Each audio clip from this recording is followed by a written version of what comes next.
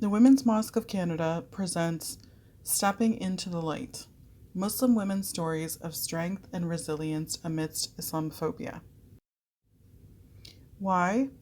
Islamophobia impacts many, and the most vulnerable are often women.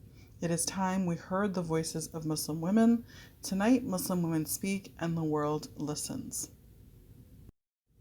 Featuring speakers Farheen Khan, Imama and co-founder, Women's Mosque of Canada, as the moderator, followed by Suraya Ibrahim, Community Connections Manager, Center for Learning and Development, Masuma Khan, Community Organizer, as well as Mariam Hamu, Political Consultant, and Asiya Hussain, CEO of Ecohesion. أعوذ بالله من الشيطان الرجيم. I seek refuge in Allah from the accursed Satan. Bismillahir Rahmanir Rahim. In the name of Allah, the most compassionate, the most merciful. Alhamdulillahi Rabbil Alameen. All praise and thanks be to Allah, the Lord of all the worlds. Allahu Khaliqul Kulli Shay'in. Allah, the creator of all things. وَهُوَ عَلَى كُلِّ شَيْءٍ وَكِيلٌ, and who is the guardian trustee over all things. وَالصَّلَاةُ وَالسَّلَامُ عَلَى رَسُولِ اللَّهِ, and may peace and blessings be upon the Messenger of Allah. Assalamu alaikum. Bonjour Anin. No. Tanse. Edlanate. Wache. Asajudidli. Unuput. Ho. Han. Sego. Shekoni. Kwe. Kwe. Aye. Tashrif laye.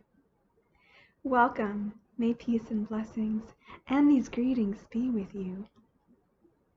Spoken by Muslims in Arabic, in Urdu of the Afzal Salman family, and in some of the many more diverse indigenous languages spoken since time immemorial in Turtle Island, specifically here in Canada, known in colonized terms as Canada on Turtle Island.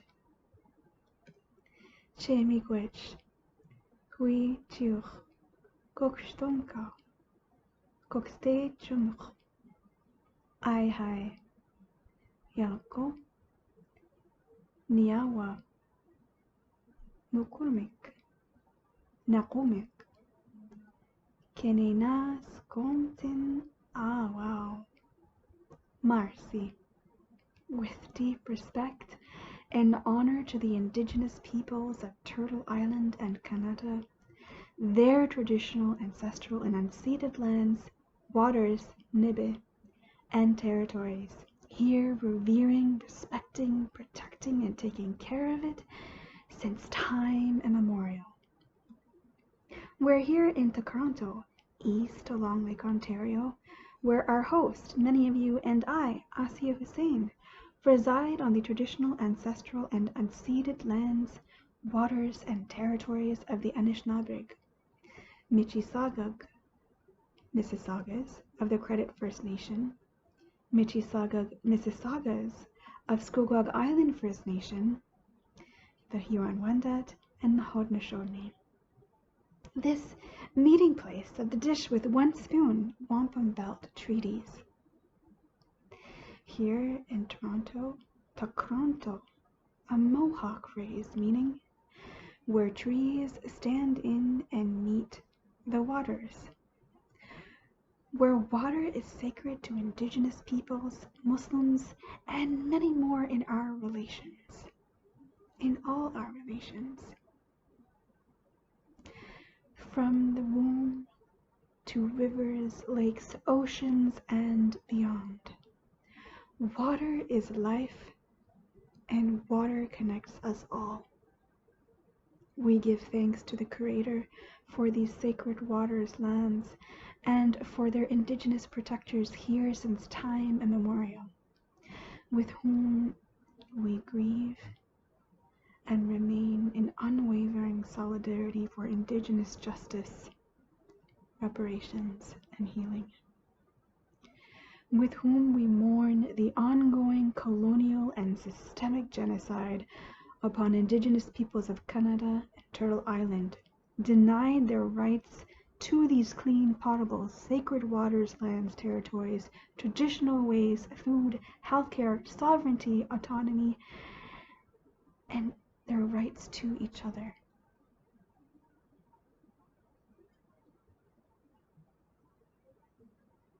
As we women in this program gather, I also raise my hands in deep respect and honor, in mourning and condolences of the missing and murdered Indigenous women, girls, two-spirit people, and children and their loved ones, including the 60 Scoop children and families, children and survivors of genocide residential schools, including the increasing numbers of Indigenous children and peoples finally found in graves in residential schools across Turtle Island.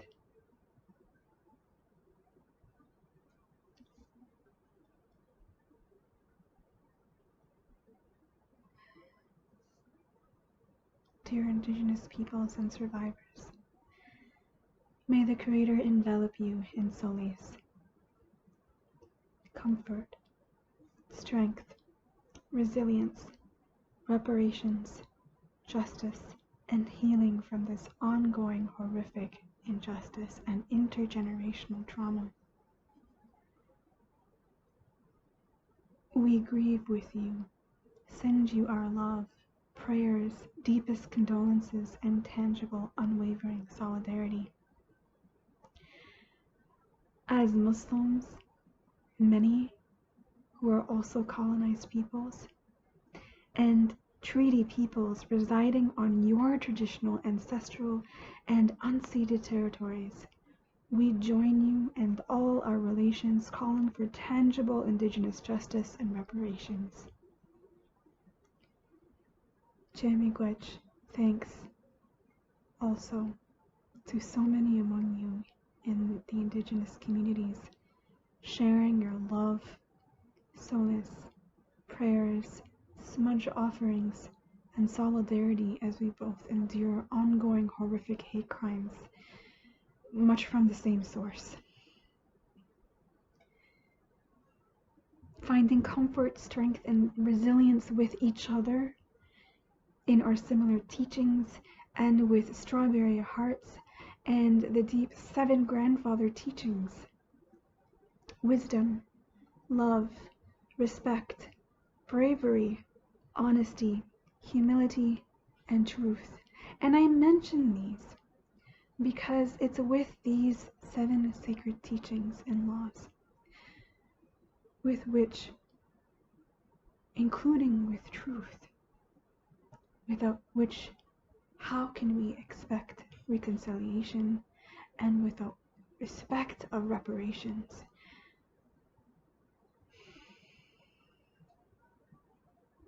and the humility to have justice. These teachings, which Muslims also, among many in the audience of various traditions, resonate with, and which I welcome us all to infuse in our hearts and our minds as we engage in this conversation today, and taking this with us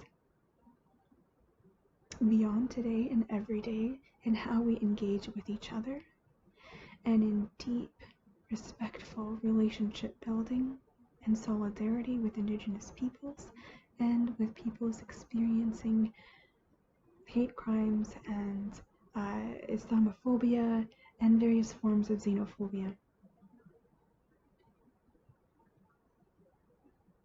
We'd also like to say thank you, shukran, to allies standing with us in solace, protection, and solidarity. I encourage us all to decolonize our learning, unlearning, and centering of indigenous peoples, names, languages, waters, lands, territories, and traditional ways. And encourage us to explore whose indigenous lands, waters, and territories you occupy here on Turtle Island by visiting whose.land, where you can learn also about the treaties of which you hold responsibility. By way of living here in Canada and in Turtle Island, we are all treaty peoples and hold responsibility in this regard.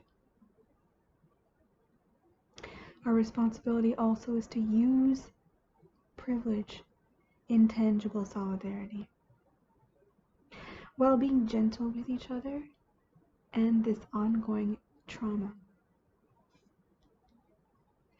Resources to help navigate this trauma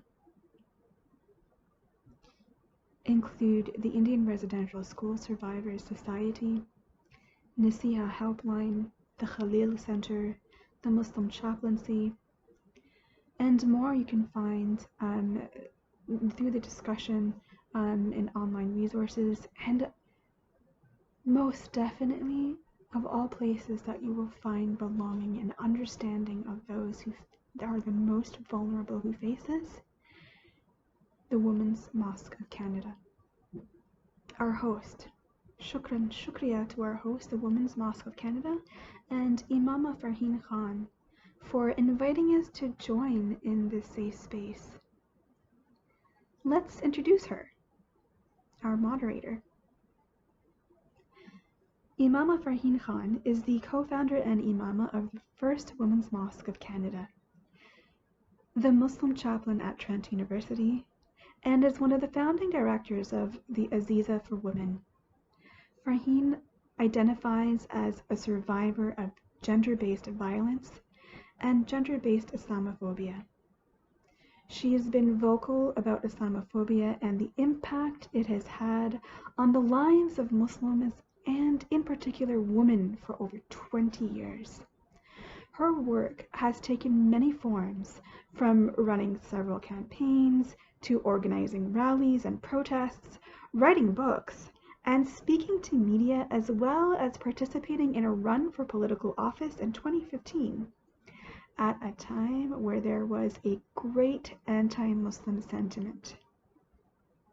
In addition to her community work, Farheen Khan is a senior level consultant within the not-for-profit and charitable sectors. Her area of expertise are capacity building for not-for-profit and charitable organizations of all shapes and sizes to achieve a more equitable society for all. Welcome. Hello, peace and blessings be upon you all this evening. Before we begin the official program, let us begin with a land acknowledgement. We acknowledge the land we are meeting on is in the traditional territory of many nations, including the Mississaugas of the Credit, the Anishinaabe, the Chippewa, the Haudenosaunee, and the Wendat peoples, and is now home to many diverse First Nations, Inuit, and Métis peoples. We also acknowledge that Toronto is covered by Treaty 13 with the Mississaugas of the Credit. Dearest friends, both those we know and those we don't know, thank you for being here this evening. As you know, Islamophobia has continued to be on the rise, and recent incidences of hate have set an alarm yet again on how much anti-Muslim sentiment continues to be in Canada and south of the border. Let us make no mistake that those in power have used their power and privilege to plant the seeds of hate, not just to our community, but to many communities who are being marginalized and mistreated generationally. At the Women's Mosque of Canada, we always speak about our work being at the intersection of violence against women, gender-based Islamophobia, and Islam. So what does this mean exactly? Well, the fact of the matter is that Muslim women are experiencing violence and or mistreatment both from within their communities, which again we know violence against women crosses all faiths and communities, and that Muslim women are also very vulnerable to being attacked from outside the community. Our goal at the mosque has been to create a safe space for Muslim women to gather, to heal, and to really start to reflect on who it is that we are and what role we're meant to play in society and in our faith communities. We know that although perhaps not often spoken about, many of the women from our tradition, and even before that, were incredibly strong, courageous, and so heavily involved in social justice and social change. Tonight, we're here to speak to and to hear from beautiful Muslim women that come from a variety of intersecting identities. Muslims are not a monolith, and this will become very clear as you hear the stories of our dear sisters here tonight. The goal tonight is not to simply speak about the impact that Islamophobia has on our lives, but rather to also acknowledge and address that we cannot forget or compromise on being all of who we are out of fear. We cannot let hate win. We do and will continue to play an active role in our communities and in our society, inshallah, God willing. And so it's important for us to not just talk about the challenges, but also to speak about our strengths to navigate these times that we're in today. We at the Women's Mosque of Canada focus on love, strength, unity, and community. And so it is with this lens that we're presenting our panel discussion tonight. So welcome all.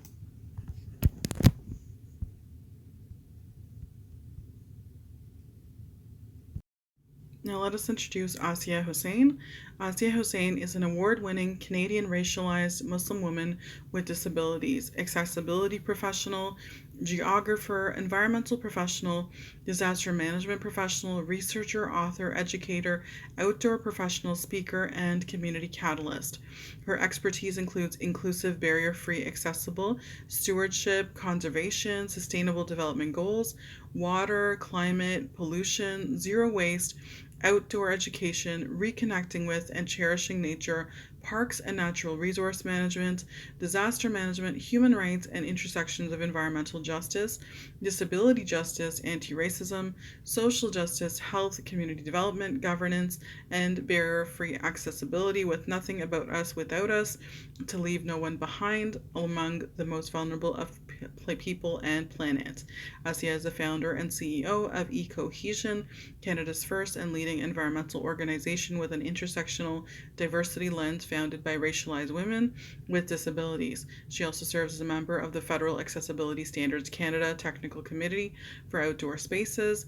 Her lifelong love of the Rouge led her to become a key stakeholder, cherishing it and establishing Rouge National Urban Park, and the director of the Great Canadian Shoreline Cleanup at Rouge National Urban Park.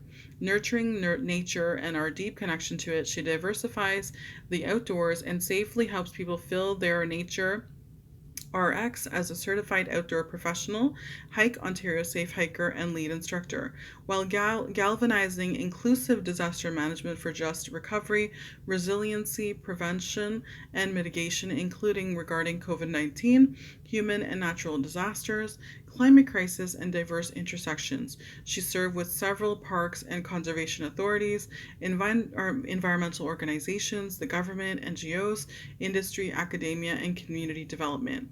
Asya is nurtured by the strong Muslim women, elders, and scholars who raised her with Islamic studies and ethics, Indigenous elders, knowledge keepers, and the grandmothers of Turtle Island, and an anti-oppression lens through which she strives in collaboration with diverse communities and multi-stakeholders, including allyship with marginalized, racialized, Indigenous, Black, people of color, multicultural, interfaith, intergenerational, and disability communities, civil society, corporate social and environmental responsibility, the government and NGOs, non-governmental organizations, for people, planet, and the everlasting long after her.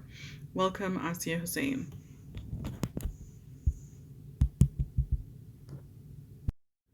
So now at this time, we'll ask each of the speakers to introduce themselves, starting with Asya Hussain.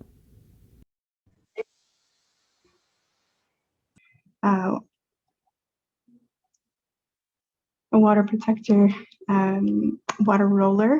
I used to be a water walker. My new normal is to use a wheelchair. I'm also visually impaired and have other rare disease disabilities. Assalamu alaikum. मेरा नाम है आसिया Hussain. Nadish Nagaz. Greetings, may peace be with you. My name is Asiya Hussain, spoken in Arabic, in Urdu, my language of indigenous peoples of India and Pakistan, and Anishna Bemoyen. one of the indigenous languages spoken since time immemorial here where I reside, on the traditional, ancestral, and unceded lands, waters, and territories of the Anishinaabeg, Mississaugas of the Credit First Nation, and Mississaugas of Scugog Island First Nation, the Huron-Wendat, and Haudenosaunee. In ongoing, direct, deep learning, mentoring, and nurturing from the strong Muslim woman who raised me, my mother, Nani, Khalas, and also the indigenous elders, knowledge keepers, grandmothers, aunties, and sisters of the Anishinaabeg, Mississaugas of the Credit First Nation, Mississaugas of Scugog Island First Nation, the Huron-Wendat, Haudenosaunee, Curve Lake First Nation, Hiawatha First Nation, Alderville First Nation, Chippewas of Georgina Island First Nation, the Chippewa of Rama First Nation, Bosolai First Nation, Wigwamkong First Nation, Ojibwe and Aldawa First Nations, the Six Nations of the Grand River, the Shawanaga First Nation, Manitou Rapids, Rainy River First Nation, Coast Salish, Squamish, and Lilwat First Nations, and Dene First Nations, with, in my case, much more to learn and unlearn. So, much like the woman who came before me and many generations ago and now, and carrying these indigenous traditions, I am a water protector, a water walker, now water roller with wheels. I'm a brown Desi Muslima with disabilities, including a new normal of being a wheelchair user with visual impairments. For those like me needing a description of what you're all seeing, I'm wearing a navy satin Turkish hijab with embellished with a silver hijab pin with beads in black, red, green, and white in the flag colors of indigenous peoples of Palestine. I'm also wearing an orange striped shirt in solidarity with indigenous justice, reparations, grieving the ongoing genocidal intergenerational trauma faced by indigenous children and survivors of colonization genocide camps, also known as residential schools, across Turtle Island. And I raise my hands in deep respect, honor, and prayer, and condolences, with unwavering solidarity with indigenous peoples of Turtle Island and indigenous peoples of our shared world, including mine, enduring ongoing ramifications of colonization. So before you, you'll see that I am sitting in a dark brown chair beneath an indoor forest canopy. So lush plants, and behind me is a part of my geology collection. Thanks everyone for your patience in my delay in joining you due to the storm. There's a glimpse for you, a hint into my disaster management background, tending to the storm and ensuring we're all okay, from disaster management, environmental disasters to human disasters, including Islamophobic attacks, which we as Muslim women and girls, especially with disabilities, are the most vulnerable. Thanks Imam Farheen for the introduction. So in summary, I share a similar background of Madiha from the Salman family in terms of the environmental realm. In my case, specifically environmental justice, disability justice, indigenous justice intersections, also with accessible disaster management, community development, cherishing water, nature, people, and planet, to leave no one behind from the most vulnerable, with nothing about us without us. To learn more, feel welcome to peruse www.ecohesion.ca. That's ECOHESIAN.ca. And you can catch the feed at Ecohesion on social media near you. Shukran, Miigwech, Jazakallah, and I'm really looking forward to our discussion.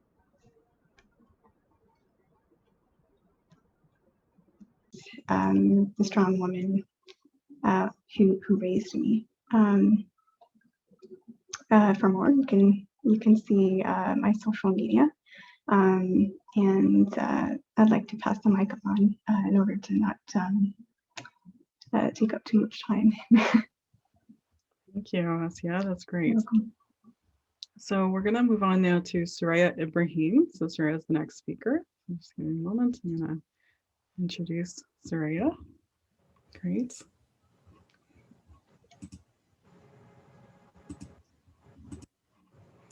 Soraya Ibrahim is a graduate of the Immigrant Women Integration Program and currently works as a supervisor of community connections. But most people in Regent Park know her as the mayor of Regent Park. She is widely recognized as a community leader, serving on the board of directors for local charities and community groups. Soraya co-founded the Regent Park Mothers for Peace, a support circle that helps mothers who've lost children to gun violence, grieve, plan funerals, and receive continuing support and counseling afterwards. In less than a few years, they've grown considerably and expanded as an anti-violence advocacy group with even broader goals. Soraya has not only attracted other like-minded women to join the group as participants, but she's also converted them to impassioned activists. These women have worked enthusiastically and tirelessly for change, organizing, speaking out, and even independently hosting events, all inspired by Soraya's example. Soraya also founded the Regent Park Catering Collective, heads up the Regent Park Sewing Studio social enterprise, and participates in the Regent Park Revitalization Project as a community member at large. And I'll just put in a plug here. The Regent Park Catering Collective is very great and their food is amazing. So if you're in Toronto, please do consider reaching out to them. Go ahead, Soraya. Welcome. Hey, assalamu alaikum, everyone. Thank you for having me. And I'm so excited about this platform. And I think we are upscaling everything that we've been talking about, inclusive accessibility, all of that. This is a testimonial for that. And I'm grateful for Han and for hosting this. And yeah, this is what inclusive and accessibility looks like. I think you mentioned a lot of stuff that usually I don't want to talk about myself. Just invite me to do stuff. That's where I am. We host in Raleigh the last couple of years so many events that close to my heart, and been living in Regent Park for the last over 20 years. And a mom with my younger one, he just graduated yesterday in grade 12. My older one, she's a nurse and graduated about 2 years ago. My second one, and she is going to be in her 4th years in Queen University. Just chasing those young people, and it's a lot of advocating a lot of social justice stuff that's dear to my heart, and everything is reconfirming that need a lot of advocacy, especially right now, more than ever. So yeah, I'm just living on that. Thank you, everyone, for having me. Thank you. So, Sarah, for that, that's great. So let us now move on to Masuma Khan, who's the next speaker. So I'm just going to give a moment and then we'll introduce Masuma. So Masuma Khan is local community organizer, an artist born and raised in uh, Gipuktuk, Mi'kma'ki, which is Halifax, Nova Scotia. She is known for her overwhelming passion and commitment to dismantling systems of oppression. At most actions, you'll find her on the megaphone chanting. Those closest to her know her for her big smile and even bigger heart. Welcome, Masuma Khan. Assalamualaikum. Jazakallah for having me, Farheen. Thank you. I know my bio is really short because there's a lot of stuff that I've been involved in, but before I get into who I am, I do want to remind myself that to describe myself to the folks that are with us. So Salam, hi, I'm Masuma. I'm sitting in my room with a backdrop of different posters behind me. One that says Stop Alton Gas, another that says Pakhtun, which is the tribe that I'm from. Another one that says White Fragility Can Kiss My Ass. That's something that I made myself. I'm wearing a black hijab and a purple hoodie that is kind of on my head, but kind of falling off. There's also some Dragon Ball Z characters behind me that I've drawn myself. So I hope that that's a good description. I'm a racialized hijabi wearing Muslim woman. I was born and raised here in Jabuktuk in Mi'kma'ki, which most folks know as Halifax, Nova Scotia. My family was displaced due to British colonialism, and in that displacement, we found ourselves here. My family hails from Afghanistan and what is now called northern Pakistan. So my family's Pakhtun. So that's where I place myself. In my work, a lot of people know me from some of the work that I've done around Canada 150 when a story of mine went very viral because I was challenging my student union, which I was a part of at that time, not to participate in Canada 150 celebrations.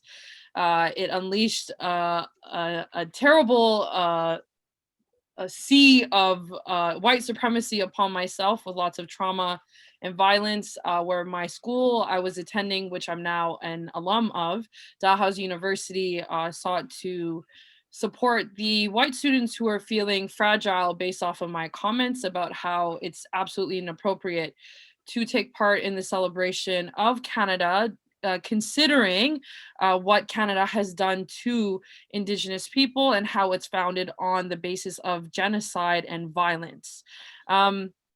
So in my everyday, I'm a community organizer. I don't identify as an activist because I feel like it comes with a lot of clout. I'm committed to social justice. I'm part of movements like police abolition, you know,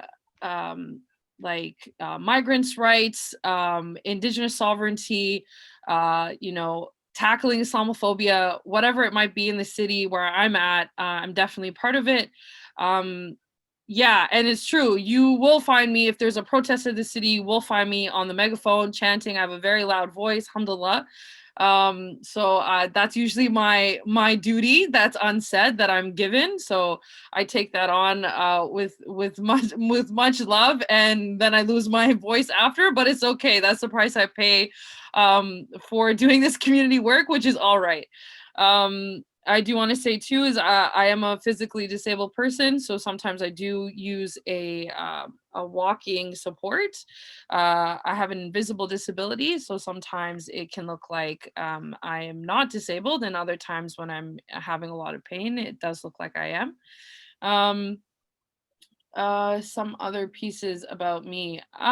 You know, I also am an artist. I rap. A lot of people don't know that about me. I just put out an album. I kind of do a lot of different things, and all my art is about social justice and kind of living and breathing what that means and my thoughts on it. So I often go by Jano Khan. That's my artist name, and that's what community calls me because when I come around, I'm pretty I'm pretty at it, you know. Like I tell folks what I think, and I lend the support in the ways that I best can. So that's pretty much me. So I'm gonna pass it on. I feel like I've said a lot of things. Thank you so much. I'm excited to talk more about this.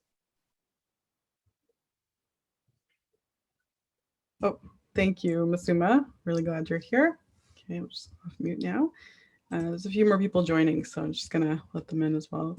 Okay, so our final speaker for the panel is Mariam Hammoud. So I'm just gonna introduce Mariam. Just see where you are. There you are.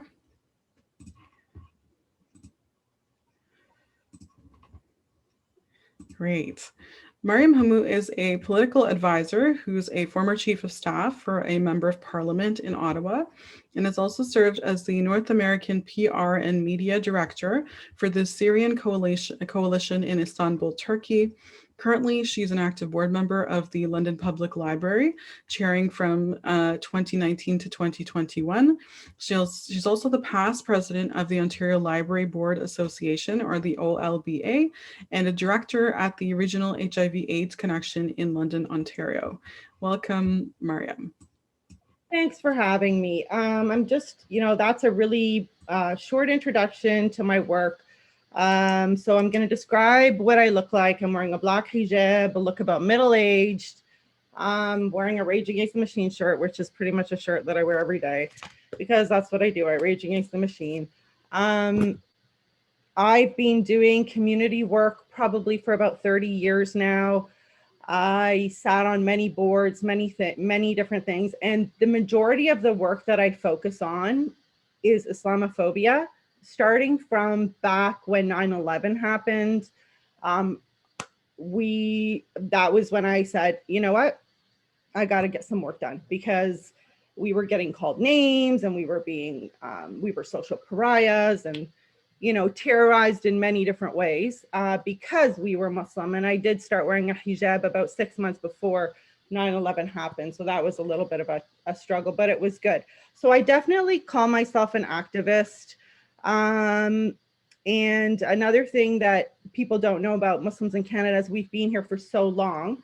I'm 5 generations Canadian. My great-great-grandfather is buried in Truro, Nova Scotia. And we're 4 generations in London, Ontario. So my grandparents' house is right up the street from me. And they've passed, but the house is still there and it's still owned by the family.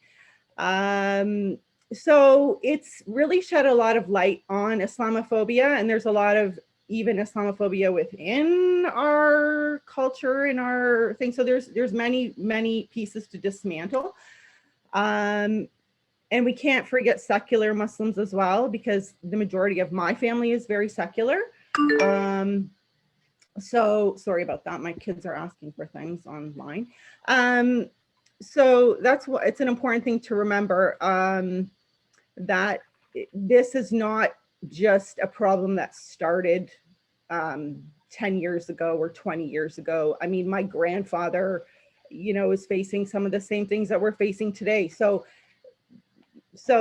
I guess in my introduction, what I need to say is that unless Islamophobia goes mainstream with real public safety dollars, with real investments from the government, whether it's provincial, municipal, federal, that we cannot do this work alone. I've been at it for 20 years, and in my own backyard, three weeks ago, 3 people were killed, unfortunately, and we can't stay quiet about this anymore. Anyway, that's my piece. Thank you, Mariam. Okay, Asia, are you there? Yes, I'm here. Actually, we didn't introduce our wonderful fearless moderator. So if I may, again, Jim Igwish, thank you, shukran, for having us here and creating this safe space. Imama Farheen, she is the co-founder and imama of the first Muslim Women's Mosque of Canada and the Muslim chaplain at Trent University. She is one of the founding directors of the Aziza for Women. Farheen identifies, forgive me, I am used to calling her Imama Farheen out of deep respect. She identifies herself as a survivor of gender-based violence and gender-based Islamophobia. She has been vocal about Islamophobia and the impact it has had on the lives of Muslims, and in particular women, for over 20 years. Her work has taken many forms, from running several campaigns to organizing rallies and protests, writing books and speaking to media, as well as participating in a run for the political office in 2015, at a time when there was a great anti-Muslim sentiment. In addition to her community work, Farheen Khan is a senior level consultant within the not-for-profit and charitable sectors. Her area of expertise are capacity building for not-for-profit and charitable organizations of all shapes and sizes to achieve a more equitable society for all. Thank you, Imama Farheen. Thank you, Asya, for that introduction. Yeah. Our format's a bit off today, but here we just keep going with the flow. So I appreciate that. Thank you.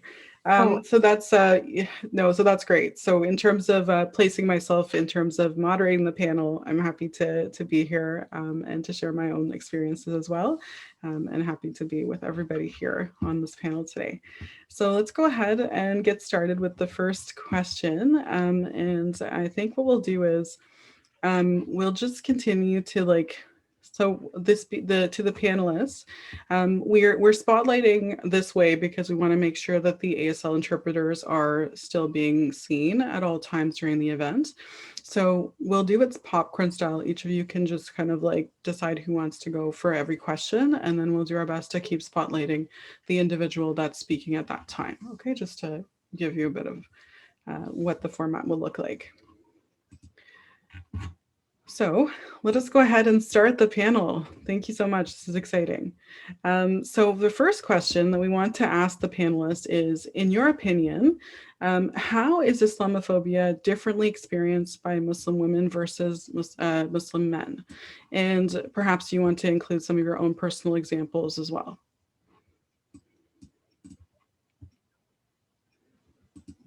Sure. Okay, so I'll start. Literally, as a Muslim female, we're walking targets.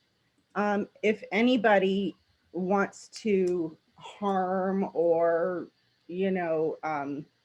spotlight somebody, put somebody in the spotlight, it's really easy to do that with a Muslim woman. Muslim women, generally speaking, don't stand up for themselves. And they'll come back and run back home and say, this happened, and it doesn't get reported. So there's a lot of challenges that we're facing. And again, this is something that we have to let Muslim women know that it's okay to speak up, to say something, and to make sure that it goes reported. We have to have these numbers. There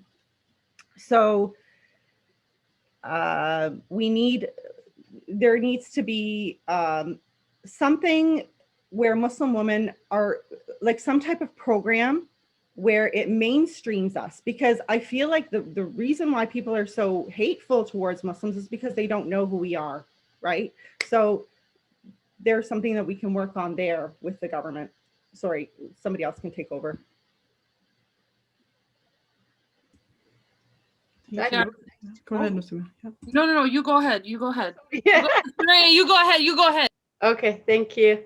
Oh God, Mariam, while you were speaking and I was about to jump, yeah, let her finish. I was thinking, yeah, so many layers to talk about it.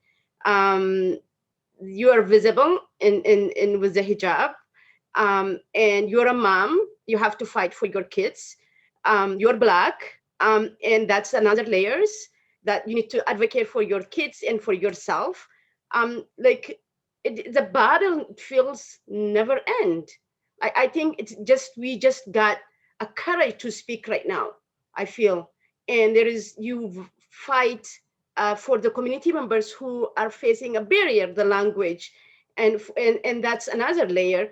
And that's not been reported. Miriam, when you say go ahead and report it, there is a layer of the language that they cannot express themselves or and advocate for themselves because of that layers that is happening as well. And I remember there is people were passing about hate flyers in the local schools, and one of the mom And she said to me, I went the division, the police officer, and they told her, what do you want me to do with it? Like, because of the language barrier, she just went back. Like, say, that's what he said to you. Why don't you ask him to speak to his supervisor? So there is so many stuff like, can I just take the matter in my hand? Like, I don't care if I've been arrested. Like, when you see those layers, and especially the people who are facing a lot of language barriers, and they cannot take or talk back, or the simplest stuff that prevents them to express themselves. They cannot fight in the school system because they're facing the language, because their kids being called terrorism. All of the stuff, like, it just frustrating. And the school system are not defending them, and the teacher, the principal are afraid of everything what is happening. Anyway, so it just, I'm flamed when you were talking. So yeah. Yeah, I agree with what you're saying, Surya. I think to touch on what you're saying, I think the reality is like, when folks do report it, if it's not a language barrier, they feel like when you go to the police, they don't feel like the threshold of hate has been met. So like, this is an example of how policing is not working for our communities, right? Because the police are not meant to be there to stop Islamophobia. If anything, they perpetuate it, right? So reporting is good, but I think reporting and keeping those numbers within an organization that's you know, led by Muslims who believe Muslims is something that's important for me, because it takes away that power away from them. But going back to the question about how I've witnessed Islamophobia being different for Muslim women versus Muslim men, is that I think it really goes to, for me, it's like, I think about how the media and people like optically visualize Muslim women, and when they see Muslim men, they think of them as like these angry guys, these like these violent men, and when they see Muslim women, they see them as like these subservient, oppressed women, and so they see them as an easy target. So not only are we walking targets, we're actively showcased as easy targets. So to the random person who's walking down the street, they think it's okay to yell at me when I'm walking down the street, terrorists, and I won't yell back at them, but they don't know that I will, right? So I think that those are the pieces that go into it too. And I think the reality is sexism is something that affects all of us, in patriarchy, absolutely. So when folks see a Muslim woman, there's active roles of patriarchy and sexism that are at play. That's why gendered Islamophobia work. And also Muslim women are more I feel like the way that they dress, it has more markers as being Muslim than men, because men can wear pants, they can wear the shirts. There's a lot more Muslimas that wear the abayas, or you know, jalbab, or they're wearing long skirts, or they're dressing more modestly.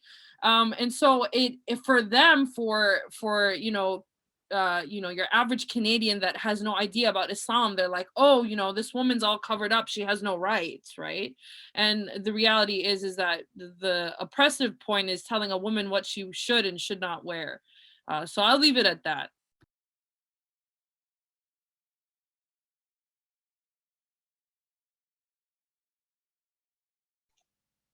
I suppose it's my Great. turn. Anybody else? Okay. So anybody else want to add anything to that, or you're good to proceed to the next question? I can add to it. Perfect. Go ahead, Asia. Sorry. Yeah. You know, it's really I resonate a lot with each of the co-panelists, and being someone who, you know, prior to becoming more physically and visually having disabilities, being on the front lines, and then also being on the back end. There's no denying the disproportionate disparities and impacts on Islamophobia. It's a gendered, racialized, ableismized, ageism-wise hate form.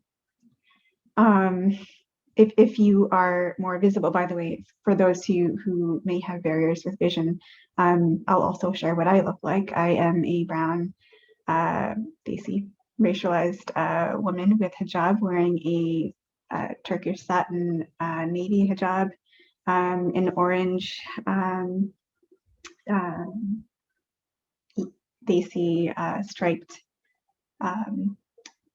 shirt, sitting indoors under an indoor tree canopy with a part of my geology collection behind me. And so, that visual piece of being identifiable as a Muslim woman has been touched on with the other panelists. But I think there's also other intersectionality there, in addition to race as well. Oftentimes, what I've seen in having to try to train and protect, and also in research as well, it's those who are wanting to cause harm are looking for the most vulnerable. And that includes persons with disabilities, it includes elders, it includes children, it includes women. So when we look at who have been targeted first, when it turns to a mass event even, it's often the most vulnerable first, because we can't escape. We can't escape misogyny. We can't escape where, you know what I mean? There aren't accessible ways for fleeing. And we may, and elders may have a different pace, or people with physical barriers and disabilities may have a different pace. Or if there is an alert, I can't see it. If you are deaf or hard of hearing, you may not hear it. So there are a lot of layers of intersectionality there that makes it very imbalanced and disproportionate impacts. So I just thought it would be good to share that. And Imama Farheen, thank you for sharing the text-based description of the rest of the panelists. I'll encourage everyone to do the same as well, of what you look like. Awesome. Thank you. Thank you. Okay, so let us go ahead and move on to the next question. For those, I got just to take a moment. I'm wearing a pink, a light pink, winter pink, I guess, hijab that almost looks white and it's sparkly. And I'm wearing a black kurta, and I've got fuchsia pink lipstick. And behind me, there is a filter that is basically white with blue flowers. And it has the Women's Mosque logo just above my head. So that's what I look like. So thank you for encouraging us all, Asia, with that. So let us move on then, Inshallah, to the next question. So, can you please, and you've kind of alluded to this already, to, some of the panel members, but tell us about your experience with Islamophobia and racism. What were some of the obstacles that you've personally faced and or have witnessed other women facing? And how does it impact sort of your day-to-day life? If you want, I'll start again. And again, I'm speaking from like years of this. So when I started wearing hijab, I was hired as a diversity hire, and the person that hired me, she told a work study student, I was working at the university, a work study student, and he came up to me and said, hey, you know what? You were hired as a work study or as a diversity hire, and they really wanted to hire me. And he comes and he says this to me, right? And I'm just like, what? Like, this is what I'm facing. And I know that if you put him and me together in a room with no face, no anything, that I would destroy him in anything in terms of intellectual. So it really bothers me, because I had and I have so much to share with everybody, but I'm pigeonholed because I'm the diversity hire or whatever. And it just goes to tell you, like, it makes you feel like you're never going to be good enough. and you're told that you're a diversity hire. And at that point, you're like, okay, so I really can't do much here. I know when I was hired for the House of Commons, I was the first hijabi to work in the House of Commons, especially as I was the chief of staff. And I just remember, in terms of, you know, racism or whatever, the opposing party who was in power, their cabinet ministers constantly used to laugh at me, like, and I'm not joking, they look over and smirk, because they were very Islamophobic. This was back in 2006, so things were a little different. And there was a big push for Stephen Harper to go even more and more Islamophobic. So me being there and him seeing me was such a, like, it was like a stick in the mud for him, because anytime he would see me, he would just give, again, it was the smirk, the conservative cabinet smirk. And it was discouraging, but at the same time, I was like, no, I want them to smirk at me. I want people to know who they are. And I'm working against them, just completely working against them all the time in opposition. So it's not just in the lower levels of work, it's in the really high levels of work. It's in the more respectable places of work. It's in universities, it's in hospitals, it's in the House of Commons that racism is there. And my boss, who I no longer speak to, hired me because I was Muslim. Probably did a very smart thing for himself, seeing that London, Ontario is full of lots of, especially Arab Muslims. He did a very smart thing in hiring me.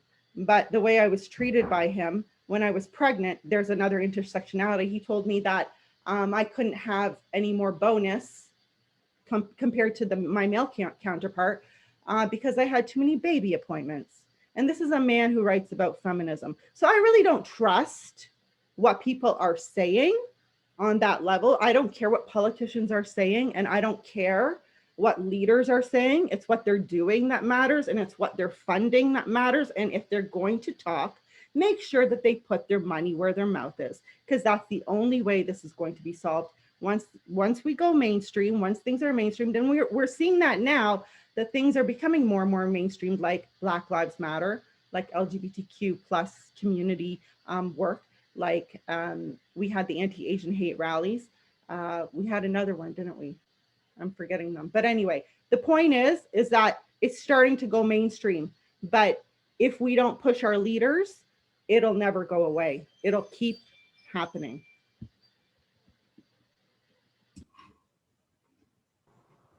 Okay. I'm trying not to get depressed when I talk about this.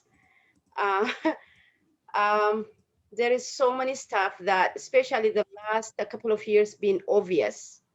COVID makes it, put it on the surface. Been seeing a noose was hung in construction sites. I'm not sure if you are aware of, Regent Park is going revitalization.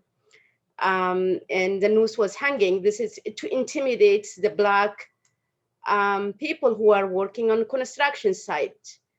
That we do have Muslims who are working on a construction site to intimidate those. And we've been seeing it in copycat throughout the city.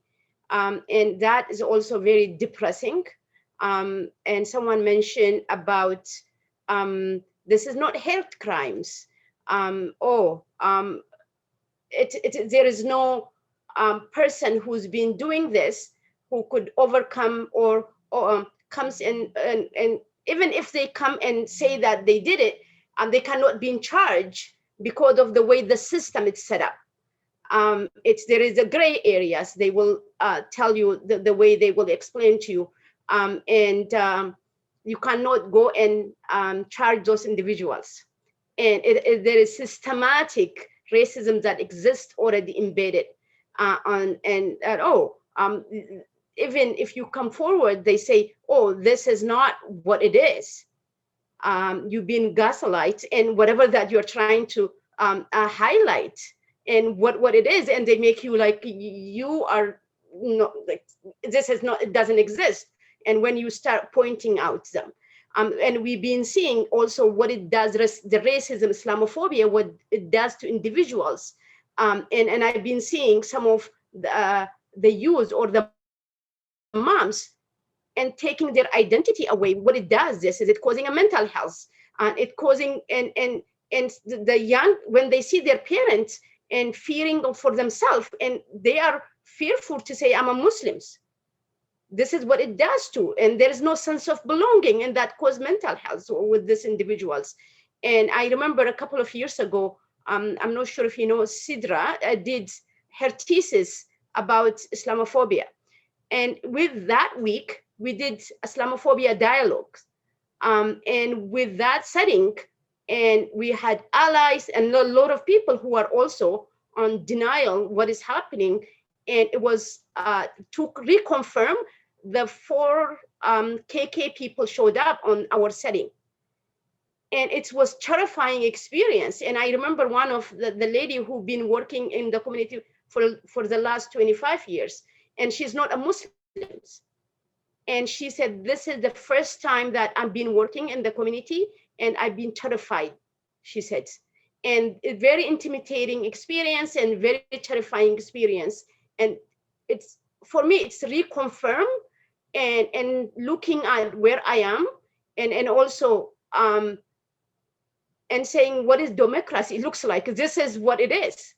And you cannot have a peaceful setting, or you cannot have peaceful dialogue without inviting the police on your event. From there on, we invite all of our dialogue and any of the setting, we have to give the heads up to the police. Are you coming? We are setting this day. Are you available to come? That's how democracy looks like? If we are saying we are peaceful, we are democratic country, and I get it just reconfirming for me. I came in this country when I was young, and I came when I was teenager, and reconfirming for me, and I where I stand when it comes to social justice and what to advocate, and also, and let's not be deceived by when we say democracy, and it just reconfirming for me as every days what is highlighting, looking at the indigenous story that's coming up, the London, the news, all of this, it's reconfirming for me with the amount of work need to be done, and also how a lot of people need to be advocating the people who are vulnerable, who cannot speak for themselves and stand. And I could keep going, and I get so passionate about, and that makes me also angry what is happening and surrounding us also. Thanks, Rana.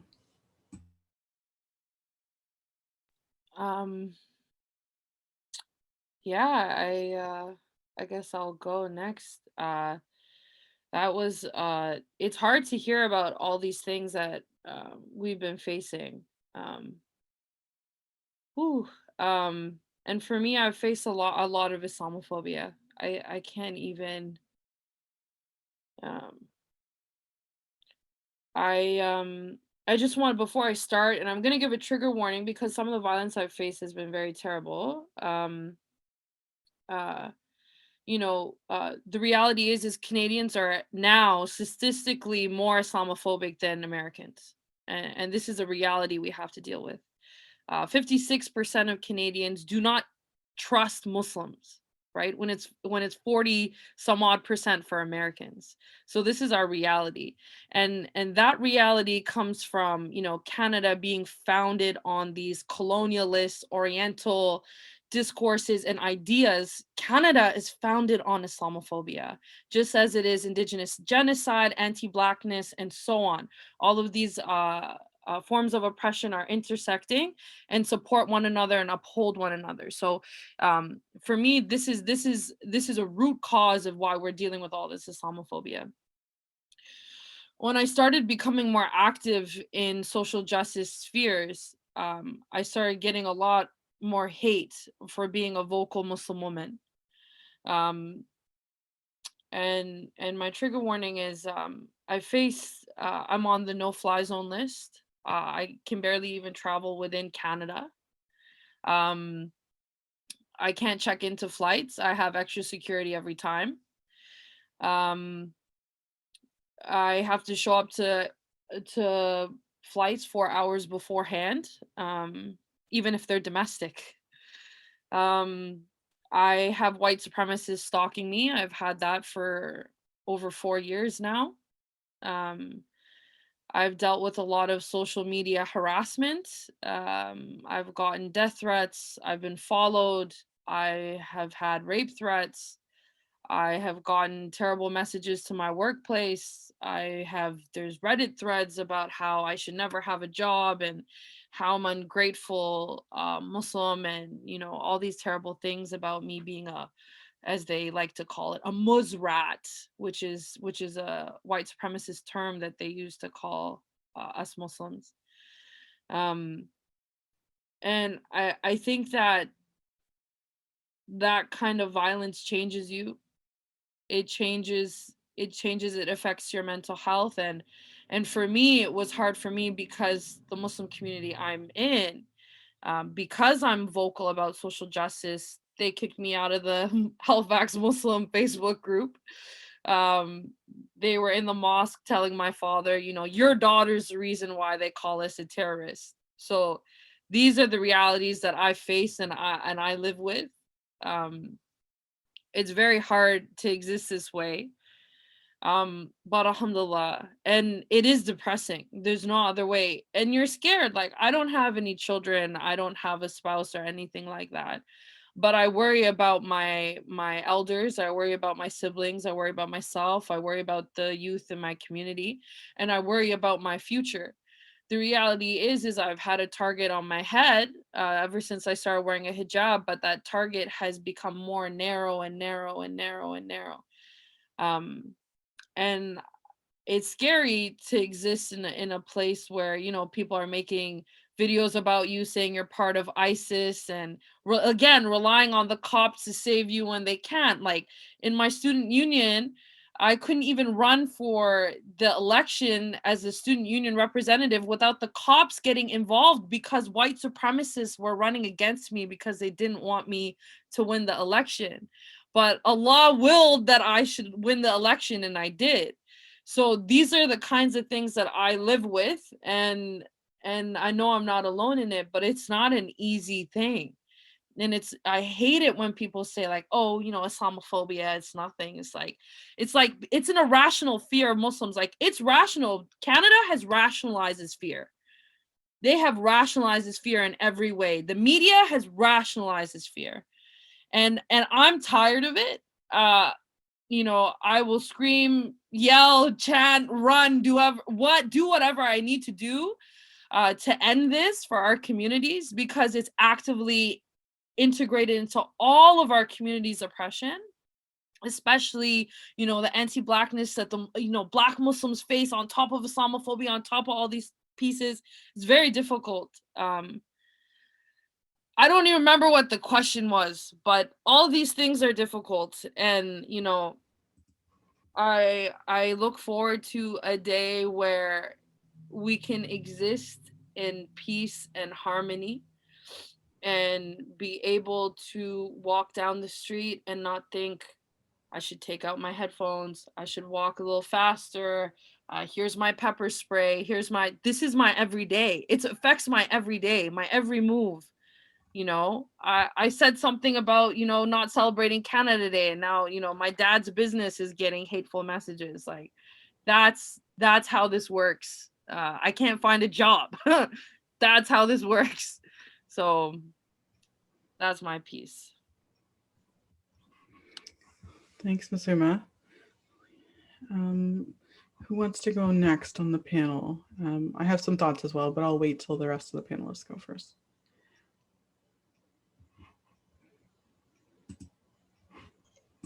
May I? Sure, go ahead.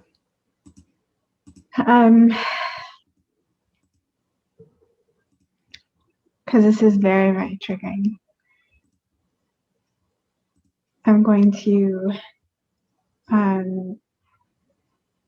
encourage us all to take a breath.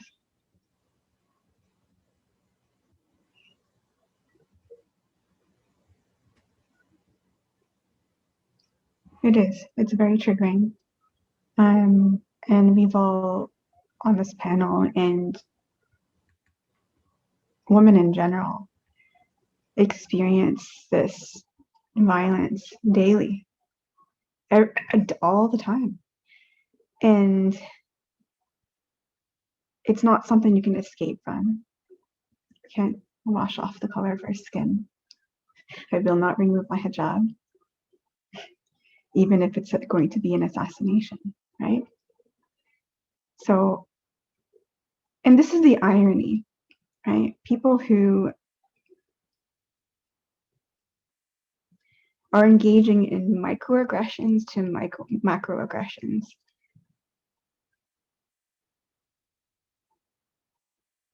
If I answer the question, what kind of Islamophobia have I experienced or witnessed in women? I may date myself here, but I spent my formative years in region before the revitalization.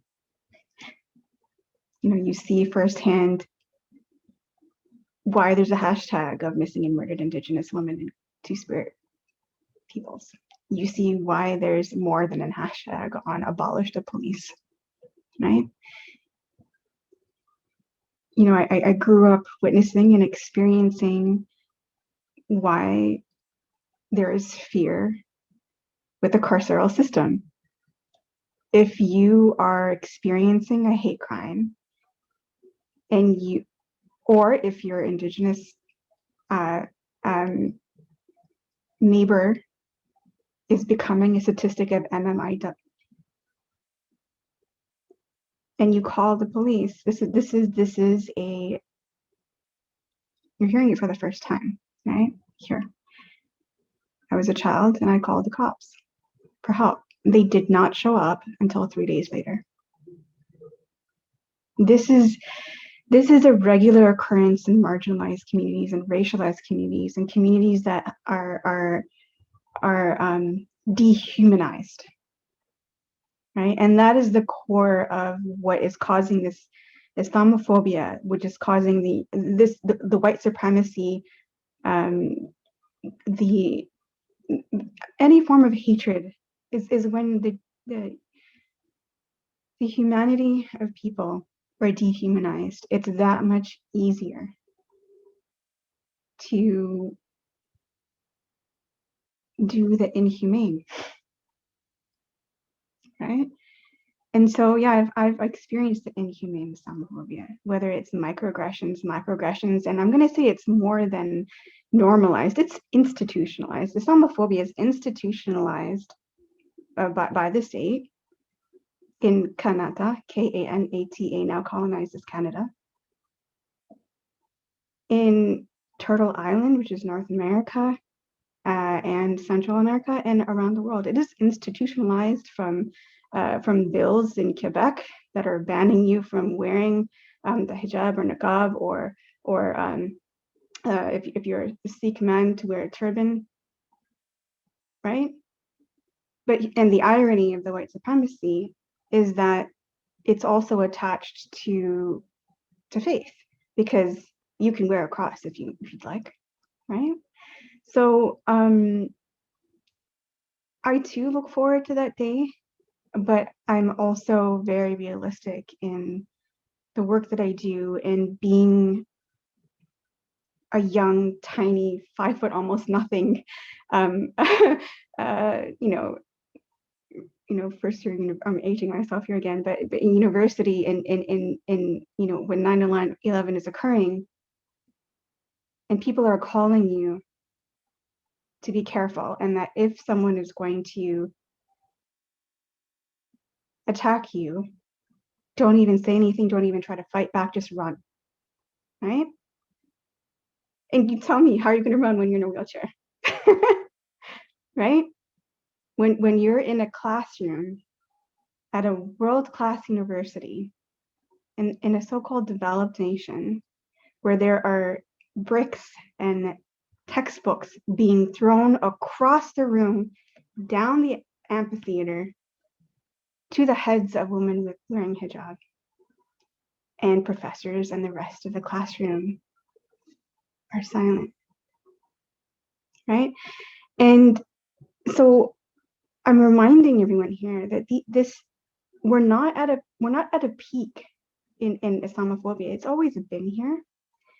Perhaps it's cyclical as people who are engaged in hate find more cunning ways to do so under the radar, right? And so when I'm and I'll go into the questions, I guess I'll bring that up as well. Like, how do we dismantle this? The systemic issues and the microaggressions and the macroaggressions, etc. And for me, like, yeah, I experience it in the workplace, as all, you've probably seen a diagram of the woman of color enters into a workplace, etc. Right? We all experience that in some way. I experience it in the education system, in the healthcare system, where oh well, she must not be having a limb that's dislocated because racialized women and Muslim women don't feel pain the same way. We don't express pain the same way because we accept it as a cleansing, right? Or if you are a Black woman, then you get the worst of it because apparently it's also in nursing textbooks still today. So it is very much institutionalized. Thank you, Azia. You're welcome. Okay, is everybody on the panel gone? Yeah, okay, great. Well, thank you, all of you, for sharing those very, different sort of perspectives, right, on what Islamophobia looks like on a day-to-day. I also want to take a moment to share from my perspective as well. I think that it's interesting because, we say it's institutionalized, we say it's systemic, there's so much that we can talk about, and it does impact us differently for, each person, but we all have, but there's some similarities, right? So also not just as Muslims but other communities. So as an example, I do a lot of work with the Black community, for example, and we often talk about the fact that we would never leave a shop without a receipt in our hands. We never, right? Like, it's just, it's not even a thought, because it's like, what if somebody just decided, that suddenly we've shoplifted or something, right? There's always this notion of being, followed around in the shops, or having to constantly worry and be mindful of who's watching or what's happening.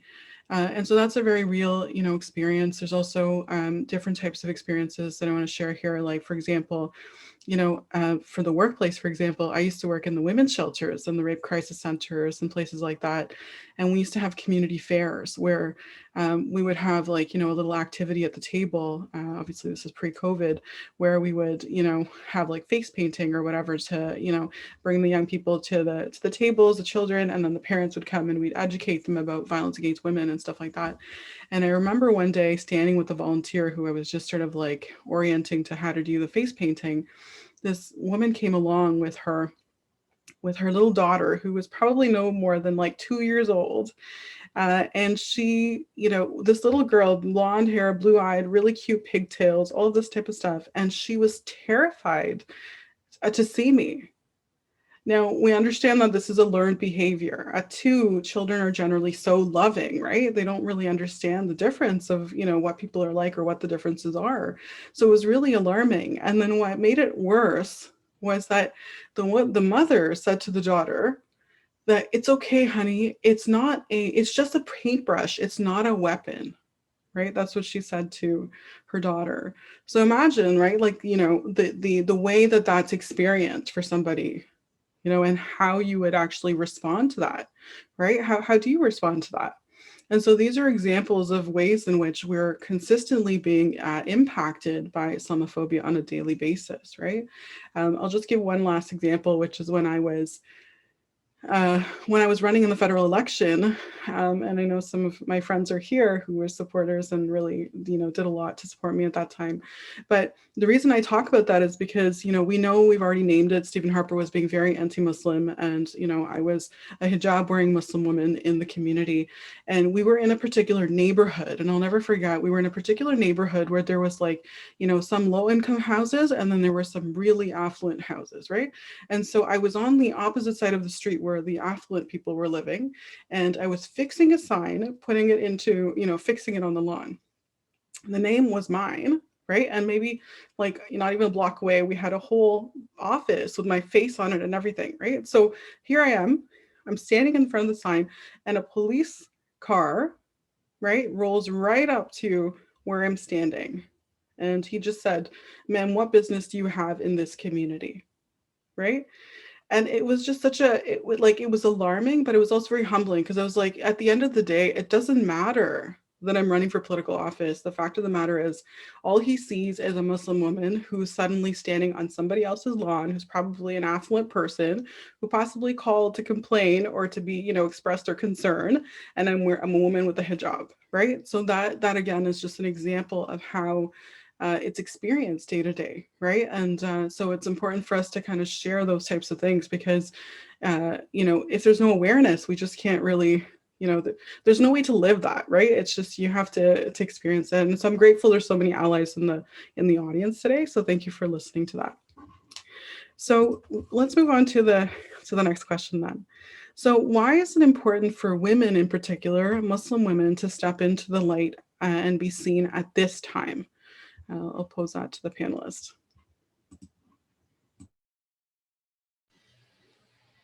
I can start because I feel like I start them all, but I think it's important because people need to see that, number one, we're not a monolith.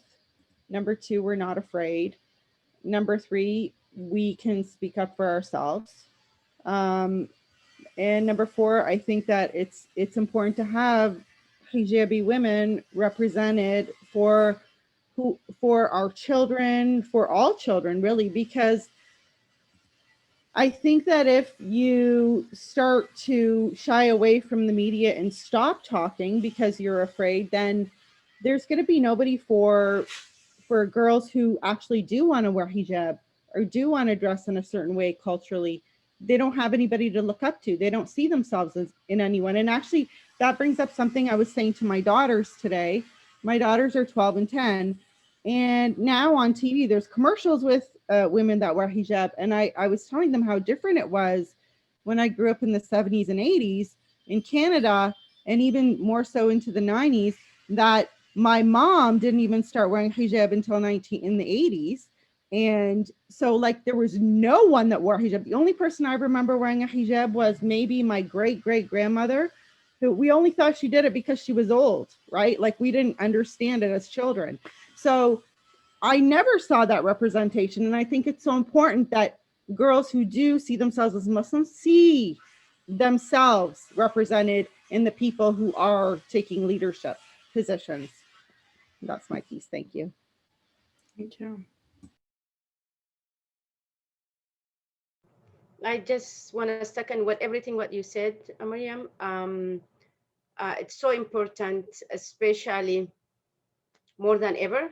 And we've been seeing lack of losing their identity, what it does, and also losing their faiths, what it does to those individuals, having that visible Muslim out there and represent anywhere that we can. Sometimes you get burnout and just need to take a break and go back. I remember a couple of years ago, a media contacting me to speak, and I remember, Farheen, I messaged you. What do you think? Shall I speak to them? And I remember saying that, do it, you said. Like I was not going to speak because I was ready mentally, they're gonna twist everything what I said, and I made up my mind that I'm not gonna speak to them. And then all of a sudden, I remember you in my head, and I messaged you. Can I, like, what do you think about this? Please go ahead and speak. If you don't speak, and someone else will speak, and then it won't be that what you want to be seeing that.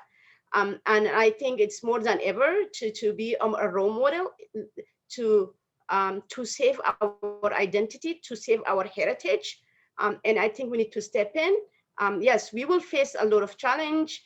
That's obvious.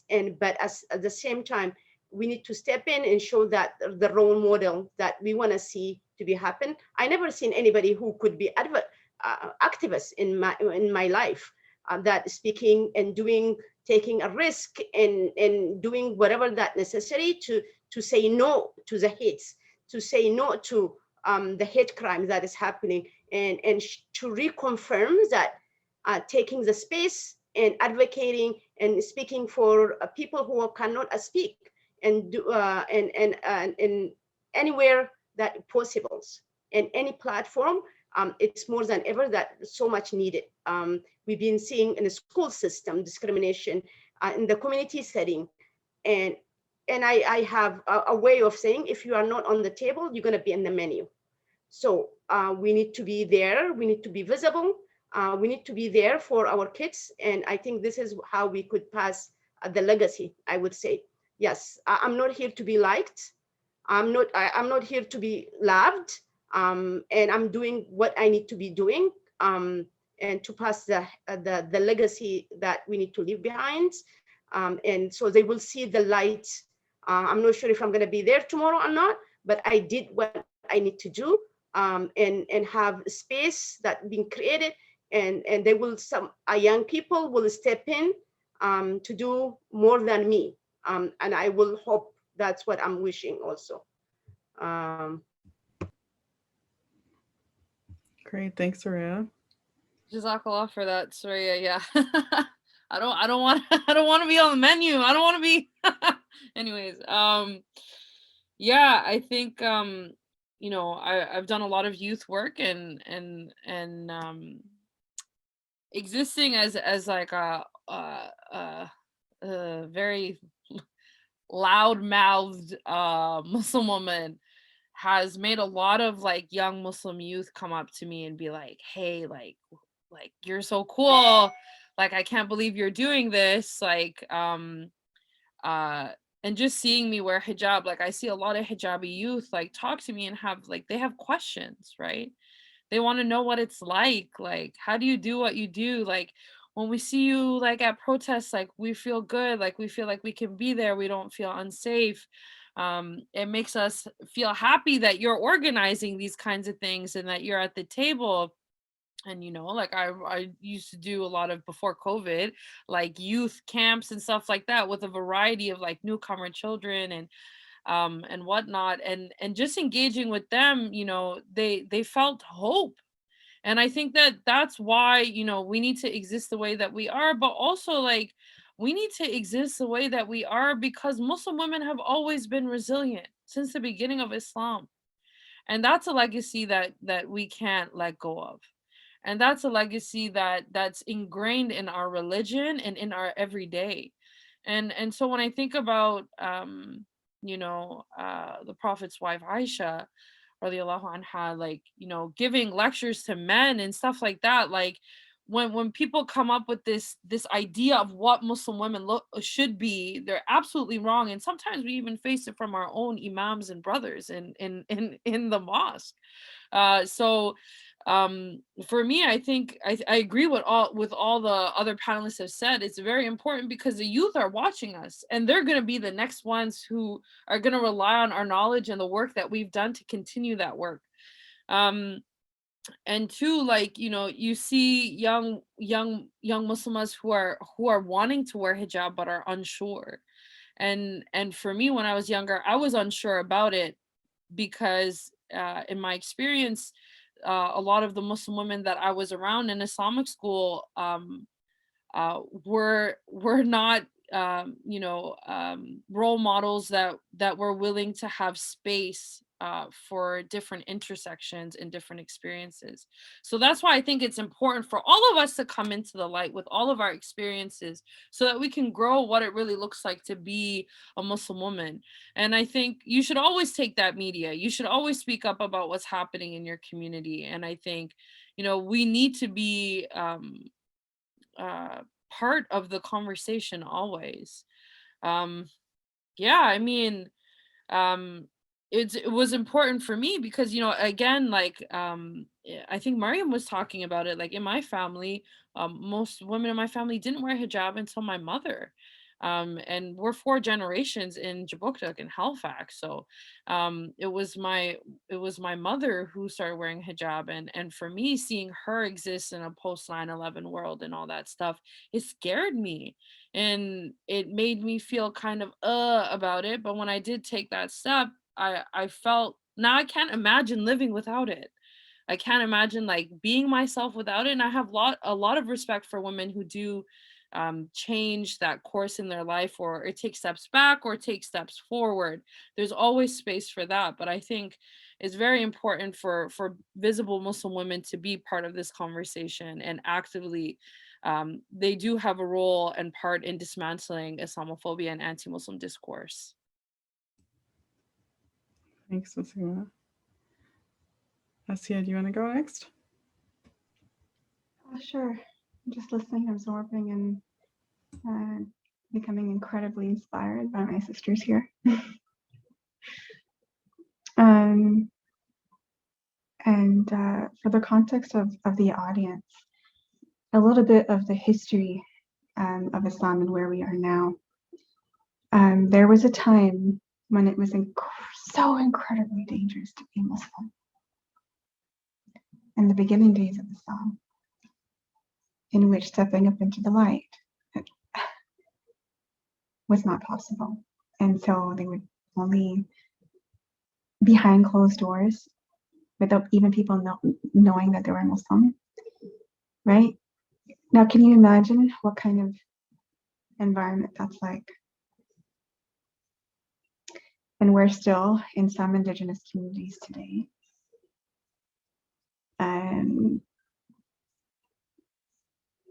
Despite it should be outlawed. It's only now that some Indigenous communities can engage in their ceremonies in public, right? So we kind of have to ask ourselves, we as non-Indigenous occupiers of Turtle Island have so many more privileges than Indigenous peoples of these lands. And yet I'm saying this while also acknowledging that everyone's situation is different. And while I may feel safe and comfortable, or even if I don't feel safe, I feel comfortable being who I am. And I'll answer that question now that I talked before about assassination. During that peak time, among the things that were told to me the rest of that sentence was, run, like run. Don't even try to respond, just run for your life. Was, sisters, no one is going to judge you if you feel unsafe and need to take your hijab off. God is not going to judge you. We are not going to judge you. Your safety comes first. So I can only answer from, I can only answer for myself in why I choose to be in the light.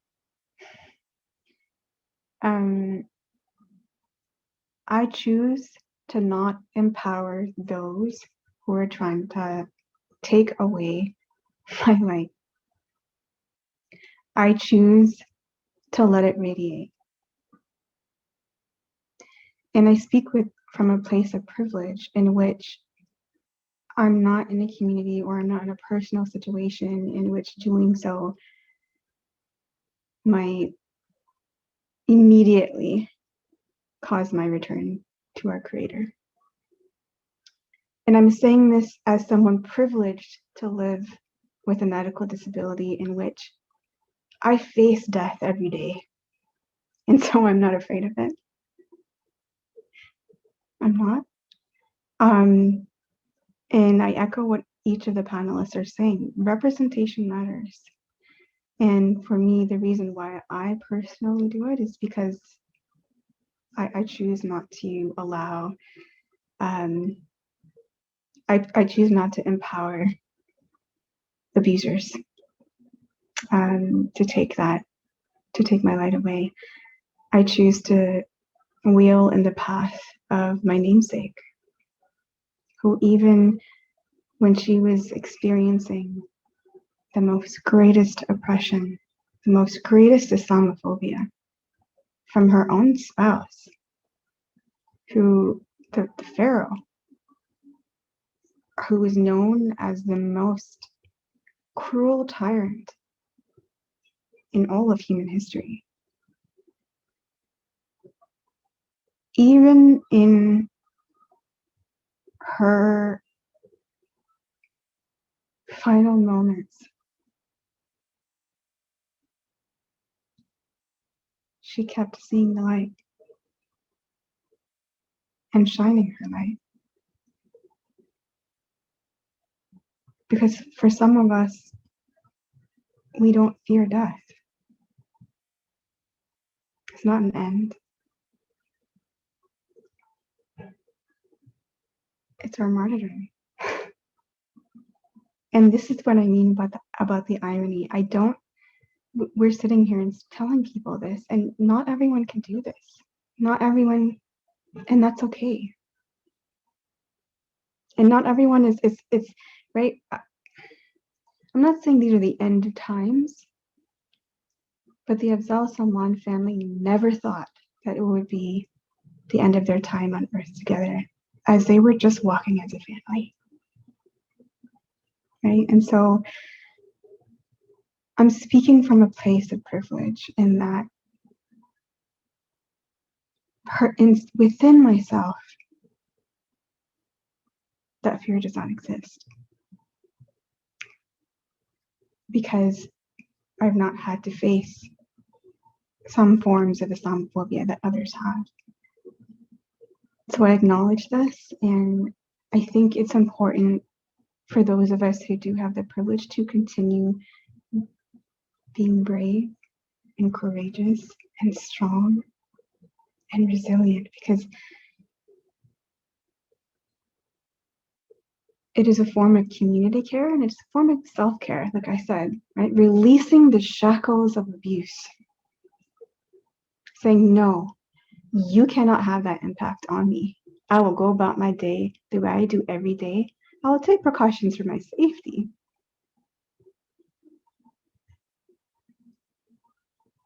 But your terror upon me will not make me redefine who I am. Whatever that is. If you are an artist and that's what you do, then do it. If you're a community worker and that's what you do it, right? So I know I'm saying this, I'm coming from a place of privilege in my respect. But I can only answer that question honestly, and why I choose, and what is it that gives me the resilience and strength to do that?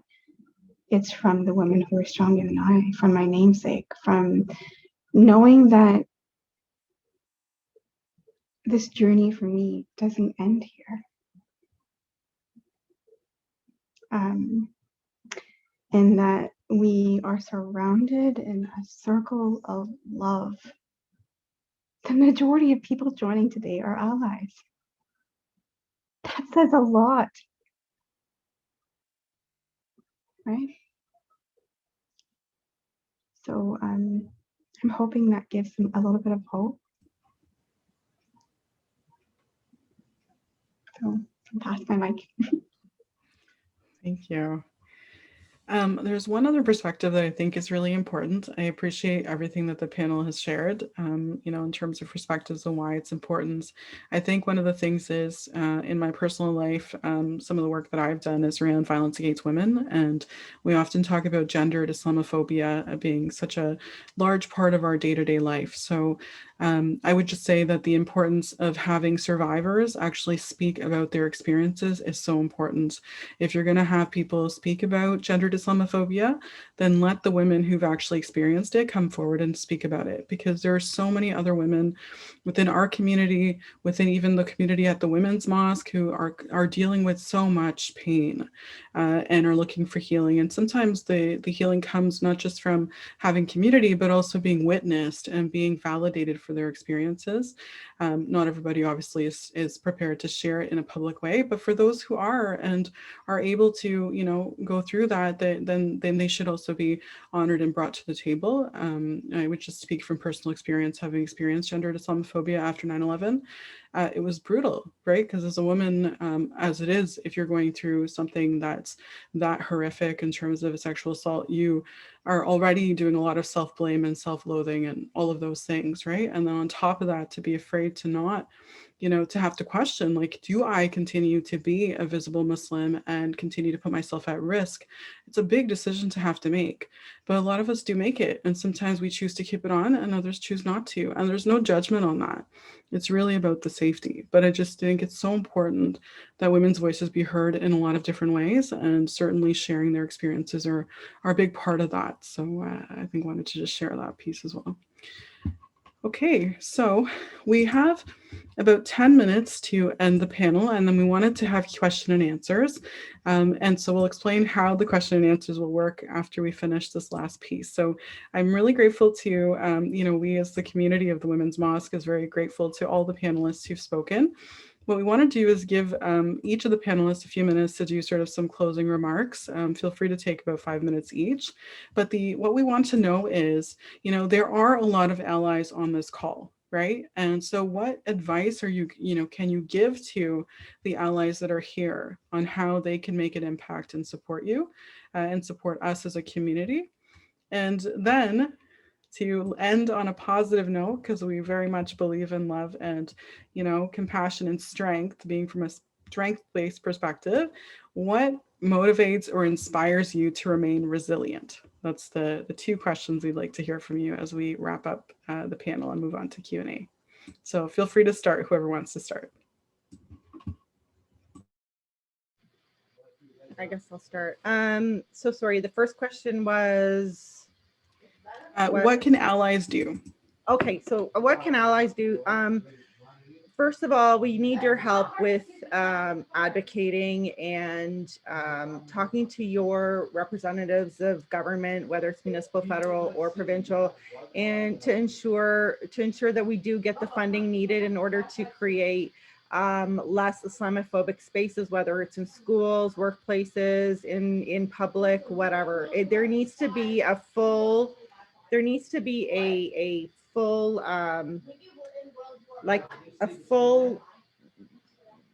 action plan on this, just targeting it and going forward with it and to solve it. And the second thing, in terms of resilience, I look at people like Elizabeth Warren, people like Stacey Abrams, people like Bernie Sanders, people who fight the good fight, and they never veer off their message. They stay focused. They have the same 10 talking points their whole life, literally for 50, 60 years. And they stay on that. And they stay on the message of social justice and for what's the best thing to do for people. And those are the people that remind me to be resilient.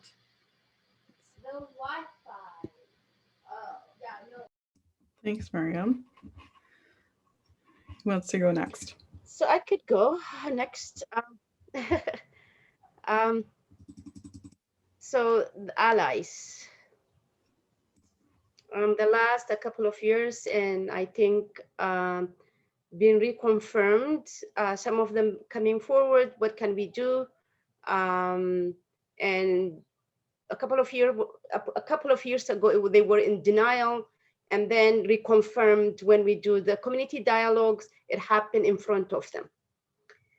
So now, us doing a lot of stuff, we do get burnout. I think it's a time to invest. I put the resource. They could support in putting the resource when we do stuff, and help ask the people who are leading or whatever, how can they help as well in terms of resource, advocating with local representative, local elective representative as well. How can, there is nothing has been done, zero, in terms of Islamophobia addressing in terms of in political systems. It's when we talk about Islamophobia, we have to look at the top down. If the leader, we've been seeing, Farheen, you mentioned about when the conservatives start the Islamophobia flames, we've been seeing what it did to the community, the backlash, and the terrifying experience that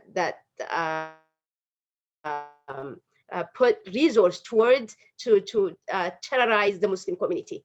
It's been reconfirmed for us, but at the same time, and I will say, all of us here who are amazing people, God put us for the reason here. So we all have role to play. I would say, if we are not us, who? If it is not now, when?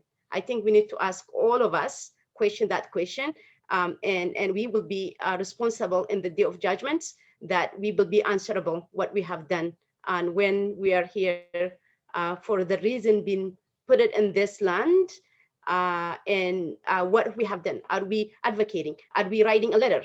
Are we speaking on behalf of the people who are voiceless? I think all of that we need to ask ourselves, and focus on the things that the matter with us. Yes, not everybody is going to be public speakers, but at the same time, there is so much stuff that you could do in order to advocate for social justice. I could go on and on, but I will stop there. I'm grateful for this platform, and grateful for God also giving me a courage to speak, advocate for social justice as well. Thank you, Soraya. That's great. Okay, Musuma and Asia. Who wants to go first? You're on mute, Musuma.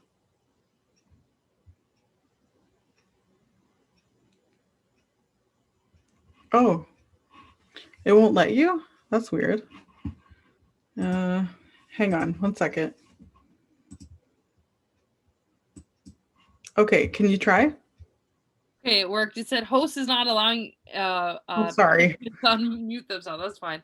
Sorry, my bad. Oh no, that's fine. For the question, so there's two questions. So the first question, what can allies do? I'll try to keep it short and sweet. For me, personally, allies are great, but I'm looking for accomplices. So I'm looking for people that are dedicated to dismantling Islamophobia. I need these folks to believe us when we're saying that there's an issue happening. I don't have space for people to be like, I'm shocked, I'm surprised, I'm so sad.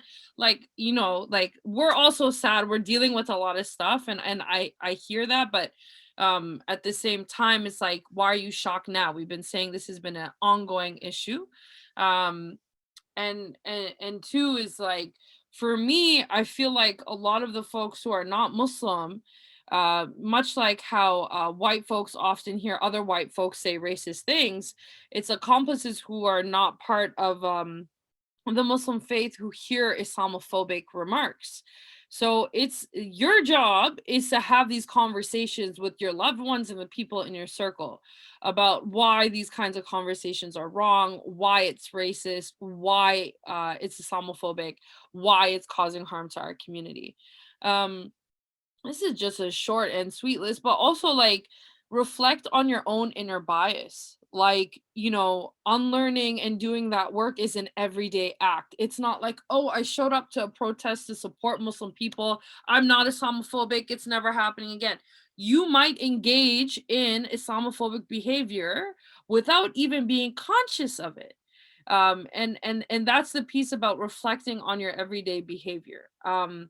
So that's what I say, you things you could do. And yes, give your resources. If you got the resources, pass it on. We are burnt out, right? It's absolutely right.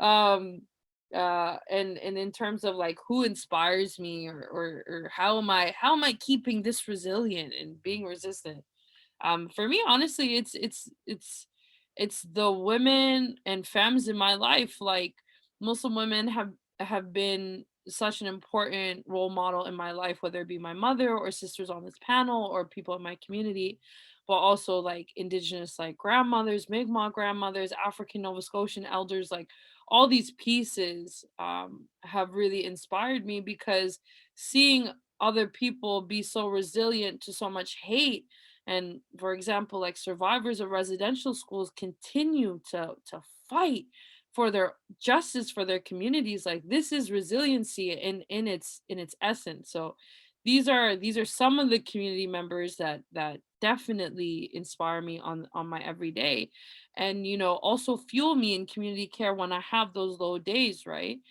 Because I need that kind of love and person who's going to say, hey, I know things are hard right now, but we're gonna get through them together. So that's how I survive or thrive in this in these experiences. Okay, I'll pass it on to you.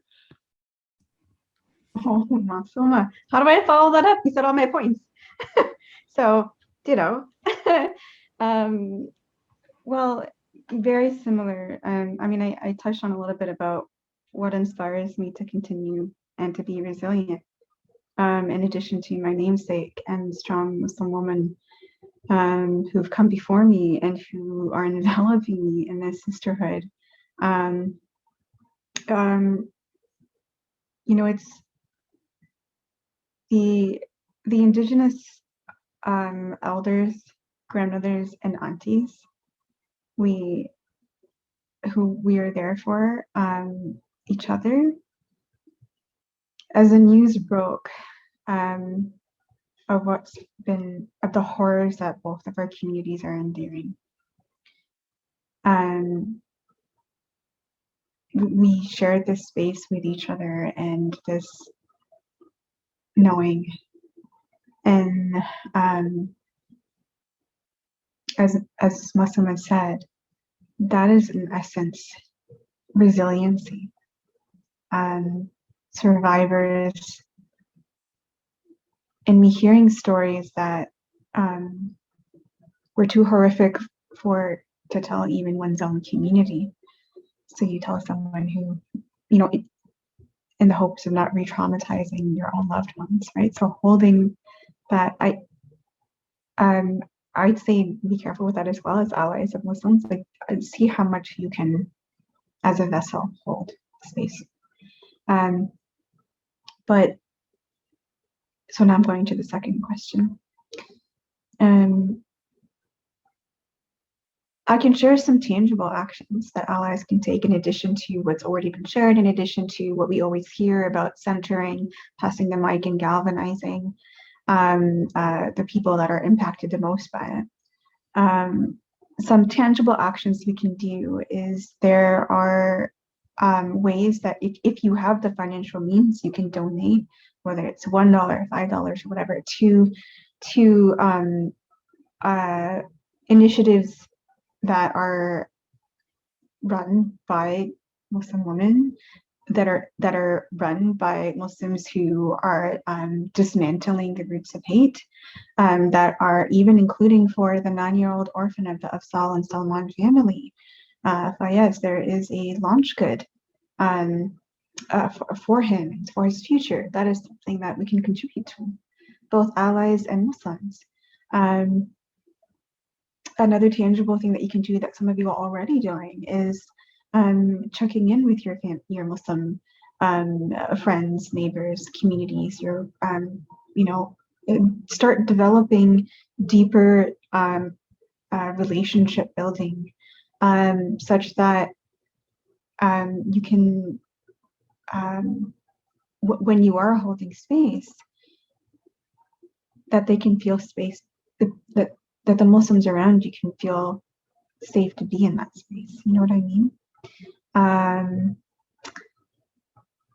And I think not just, we're in a time when we're moving beyond thoughts and prayers, right? So we need some tangible action. And this includes, as an ally, you're kind of a bridge between the Muslim community and communities who don't have access to us the same way that you do. And so it's going to be so important the way that we got to collect our cousins when they do something whack. You can too, right? If there's an uncle who's just saying something and he's just like, oh, that's Uncle so-and-so being so-and-so, I can't really change him or whatever. But guess what? Uncle so-and-so has access to social media online. And this is where something has not been decriminalized yet in terms of the rising Islamophobic hate speech online on regular social media channels, and then under the radar online forums, because Uncle so-and-so might just have said an offhand remark or whatever, but all of those things add up And this is how the terrorists who attacked our family in London, in Quebec, in New Zealand, radicalized over time to do what they did. And so the same way that you're building relationships with us, don't leave behind those who are showing signs of radicalization. You may not be able to change Uncle so-and-so, but if there's a way to somehow try, the next person who's reading that and is ready to act on it will have less resources to read on and feed off of. The other tangible action I think we can all encourage ourselves to do is to contact your elected officials who you are their employer. And keep on their case to move beyond thoughts and prayers and take tangible action in criminalizing and punishing Islamophobic hate crimes and including this hate speech online. And to also hold them accountable. Now there's going to be, with a lot of work from Muslims and allies alike, we're able to push for a national action summit on Islamophobia. Emphasis on action, meaning, so, in the governance realm, when there's a summit, there has to be action items that you work on afterwards. For example, when there's a summit on the Kyoto Protocol, et cetera, and there are targets to move towards it. But guess what? These targets are not going to be met unless the populace hold them accountable to it. See what I'm saying? So keep on that case. And I'd say really see how you can support organizations like NCCM, the National Council on Canadian Muslims. Is that correct? You can, I don't mean for this to be a shameless plug, but we are literally the only ones who are doing this. You can support ecohesion's barrier-free, accessible disability disaster management, preparing the most vulnerable people and places to be resilient in the face of horrific hate crimes. And our partners in these projects as well. So these are some tangible ways that you can support. I think I'd be open to hearing when we haven't, if today's event allows for it. I'd love to hear from the allies to what ideas they have, and we can perhaps have a discussion depending on what the moderator feels is appropriate with our time that's left. Great, thank you. So we do have a couple minutes for some questions, and one of the things that, just to be clear, did everybody on the panel finish with their remarks? I just want to make sure. Okay, just to be clear, thank you. I think that the question is just that we were, purely from a safety perspective, we have had past events where, there have been hateful comments and this type of thing. So we were mindful of not having a chat active this time.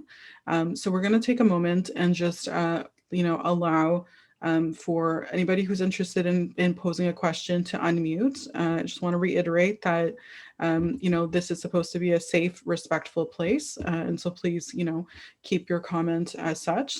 And we're going to limit it to 3 questions. So if anybody in the audience has a question, please, there's a way to react with your hand up so we know who you are, and then we can proceed. Okay, so I'm seeing a hand from Bernadette. Hi, everyone. Thank you. And thanks to everybody for sharing your stories. I just wanted to ask about on the school boards, right? Because this is something that's going to take a while. When I hear, from Asuma, from Halifax, and just going from Miriam, from Truro, Nova Scotia, 4th, 5th generations, right? So something has to be done where there is actual, some sort of communication, like getting the children, like I have a young son, right? Like he's only 9, but, I think about him in the school board and in the schools and just getting that education out there. And that's where you're going to start to see changes. It's not going to be overnight. And I want to see that come about. And I haven't seen that really coming across in the school board. So that's just kind of it's kind of a comment, a question, like, have you heard anything from school board trustees? What are you doing from that kind of perspective to get people to move ahead? So if I can speak to that, today, I believe there was an announcement from the provincial government that they were putting in, I think, $300,000 into Islamophobia into the school board. So there's that one piece that's happened today. And I'm actually happy that, this is kind of, I think this is the start of what we're going to do. But you're right. I think schools are a very important place to focus. And I think that the more we can get programs into schools, more training for teachers and actual curricula that actually deal with Islamophobia. I think that's really important. I think you need to have, that $300,000 won't go a long way, but it's a start, I think. Mm-hmm. Anybody else? Jump as well. What have been done in our area? Sidra, who did her thesis anti-Islamophobia, she has a toolkits. So she shared that toolkits in the local schools, and also those resources available online. Yes, Rivers of Hope, right? Rivers of Hope. Yeah. Yep. So anybody could download as well, but and they could partner with the people already doing the jobs. TDSV need to partner with those institutions or people who are doing research, and they need to partner in order to get that fruitful and that fast paced. Otherwise, we won't see any of this fruits until next 10 years or whatever it is. Anyway, yeah. True. Thank you. Thank you for sharing. Oh. Yeah, in my case, there's none of that in Nova Scotia. There's no funding to dismantle Islamophobia in teaching spheres, and I think too is our education system in Canada is actively flawed. Where the reality is it's teaching a very racist history where children are not being taught the realities of slavery and those roles on the Black community, and the impacts of genocide in residential schools. Just recently in Nova Scotia, there was an assignment a student had where she was supposed to talk about how residential schools were positive.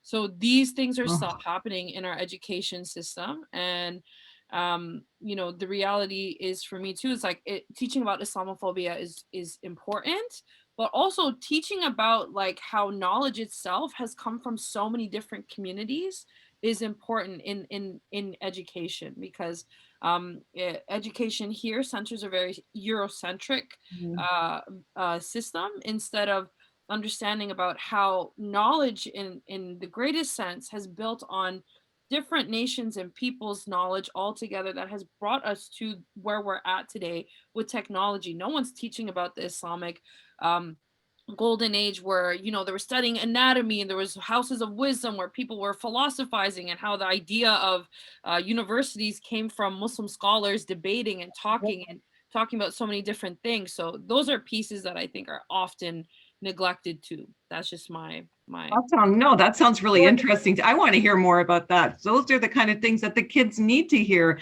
and to get that education and the excitement out there and the understanding. So, I'm really glad that I got to come here tonight. So thank you. Absolutely. Like a lot of folks don't know that algebra was created by a Muslim man. Like you wouldn't have algebra. I did not know that. You wouldn't have geography without us, or geography, astronomy. Like there's so many pieces of knowledge that has been built off of what Muslims have created and dedicated themselves to. There's actually a site called Islamic History Month Canada. I believe that's what it's called. You can go there. They have a lot of really interesting facts and figures and information that might be helpful. They usually become active in October, but there's a lot of content there if that's helpful. Asya, you had your hand up to make a comment, and then I see Mike in the audience, so Mike, you can take the next question. Just I'll go ahead, Asya, first. Yeah, Bernadette, I can speak to this as somebody in education and curriculum development and like teaching in pre-pandemic when you were in the classrooms. Granted, I have an outdoor classroom, but it's very much the same. And I think, you know, all of us educators know this very well-known fact. Even if there were that $300,000, where is that? Like, how is that going to stretch out, right? We literally, from the very tiny salary we get, we pay for things in our classroom, and that includes learning about, you know, where did the number system come from? You know, where is this whole such and such connects us all? Like the phrasing that I use, this is an indigenous teaching, right?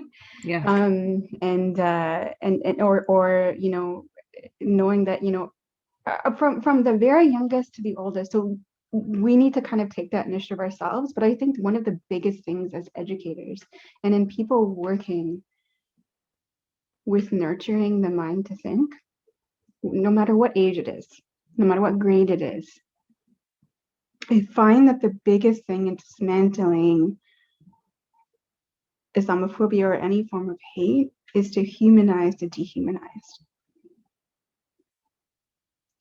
And as educators, as people who are holding the hearts and minds of tomorrow in our hands, that is something that we can do on a level that many others perhaps can't. And I think that would be like one of your, like, harnessing from that gift that you have as an educator to humanize the dehumanized, right? Whether it's having somebody come in as a speaker, or whether, you know, if you're choosing a book, like, you know, are like who are the main protagonists, right? Or if you're choosing a video, etc. Like, normal Muslims doing normal everyday things that every human being does, right? And that's, it goes for any community actually that's marginalized and excluded and oppressed. That's great. Just a point on that, there are a lot of books these days that are a lot of Muslim, actually particularly Muslim women have been writing, a lot of children's books. So I'm sure you could Google and look them up. But there are a number of new literature pieces that might be, you know, well utilized within the school systems. So just wanted to share that as well. Okay, so our next speaker question is from Mike. Hi, Mike. You're on mute. There we go. I think am I unmuted now? Yeah, no, you can go ahead. We can hear you. Thanks. Just a quick comment about what Bernadette was asking about. And it's not the only example, but if you look at, if you Google Cordoba, Spain, in like the 10th, 11th, 12th century, it's probably the center of learning in the world, and it was Muslim at the time. So interesting history there. My question was, Surya, I think you were mentioning something called Rivers of Hope. And could you just briefly elaborate on that? I'm interested in that, please. So thank you for asking, Michael. So Sidra was the person who did her thesis, was supervisor of the professor in UFT. So she surveyed in Regent Park about more than 50 women who's been, it's very sad, but at the same time, I was happy that she took to amplify their voice in a way, in not being denied their feelings. It was and not having a bias as well, but she doesn't live in Regent Park, but at the same time, it was kind of eye-opening for her that what she heard from about 50 women in Regent Park, more than 50. She did it in different neighborhood, but in Regent Park was kind of eye-opening for her, because there is a lot of first generation immigrant who lives in Regent Park as well, who are facing a lot of barriers.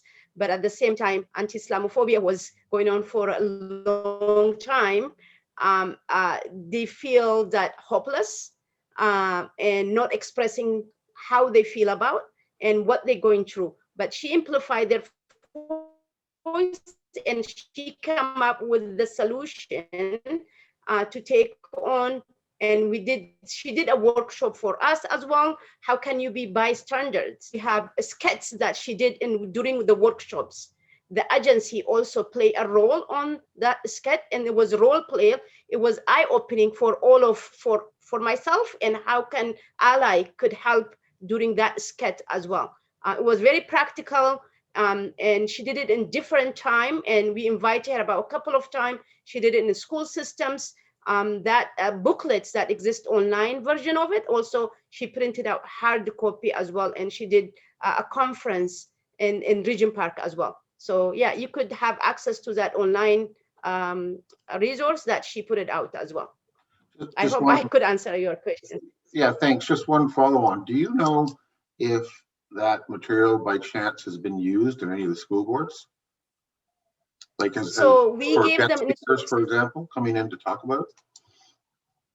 So the TDSP trustee in our writing was on that workshops. They had hard copy. We gave them in their hand, and how they could use it, it's hard sometimes to measure. But the school, all of the school been given to them, and the hard copy to the principal, and the principal change as well. The teacher been given to them, but it's up to them to do a multiple copy. She didn't have enough to give the whole schools, but she's giving a couple of teachers and the principal and TDSP trustee as well. Thank you very much. Yep. Great, thank you. Okay, so Justin has a question. I think this will be our last question for the evening. Hi, Justin.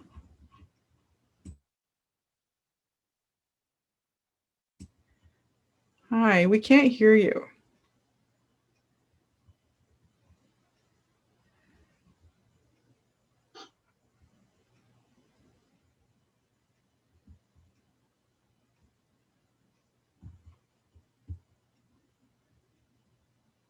No, we can't hear you.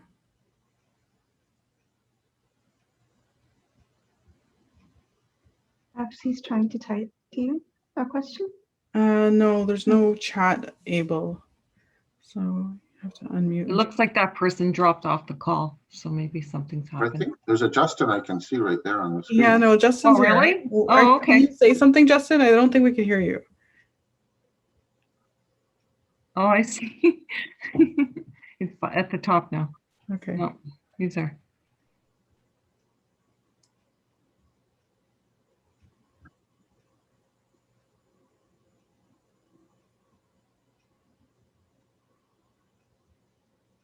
Do you want to spotlight the ASL interpretation in case that might be it? Yes, the spotlight. They're on the they're here. I think he might have put up the wave by accident because I don't see him trying to speak either. Justin, do you have a question? Yeah, we can't hear you. You're not on mute, but we can't hear you. I wonder if it's because of your earphones, maybe, or the mic. I don't know. Yeah, sometimes what happens is when you enter a Zoom, it gives you different options to select. Okay. On whether you're joining with your computer sound or other sound, and so if he's muted again. Yeah. So maybe we can go to the next question. Maybe. That's okay. Oh, there you are. Great. Okay, wonderful. Go ahead, please. I don't think it's working. No. No, please go ahead. It's working. It's working? Yeah. Oh, perfect. Sorry about that. I'm not sure with this computer, the lightning story, maybe. I don't know what it was. So hi there. I'm Justin from Madison, Mississauga. Thank you so much for the invite. It's been a pleasure hearing from the community and everything. Just have a comment and question.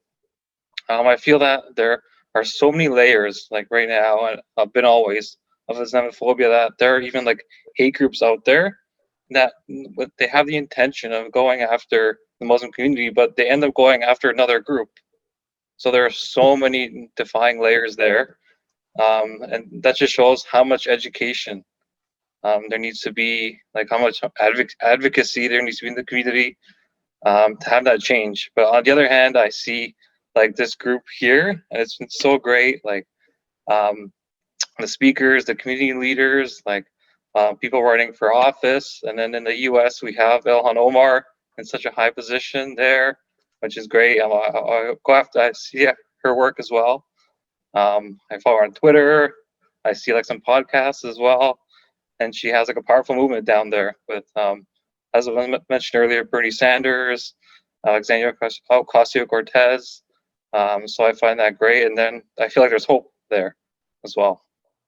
And my question is like, how would, as an ally, how would I be able to support like a Muslim woman, for example, that does like have like a traumatic past or does have mental health, and then just going how to support that avenue? Thank you. Great question.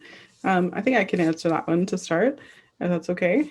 Well, I would say, first of all, the Women's Mosque is a lot of what we're doing at the Women's Mosque is supporting a lot of the women that are dealing with issues around trauma, particularly as it relates to gender-based Islamophobia and violence against women. So if you're interested, you can always go to womensmosque.ca and learn more. The other thing is that we there are like women's shelters within the community. There are helplines within the community. There are other places that you can go as well to support women. We find at the Women's Mosque we do a more holistic approach. We're supporting them in a variety of ways. And we have a whole team of now like social workers and social supports workers that are kind of working.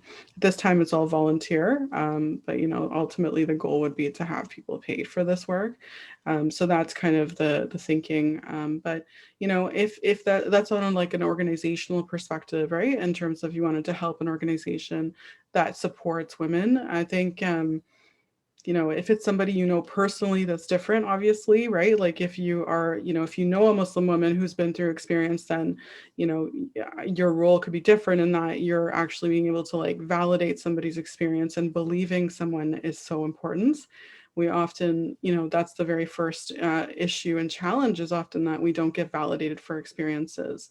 And that's happened a lot. I can tell you from personal experience, people after hearing stories of what we experience on a day-to-day are, you know, people have literally said, you know, in public spaces, I guess I have to believe you, you know, because I'm not exactly, you know, it's just so mind-boggling for them that that's even a possibility. So I would personally just say, like, you know, belief is like the very first thing that you can do to support a woman who's been through gender-based Islamophobia.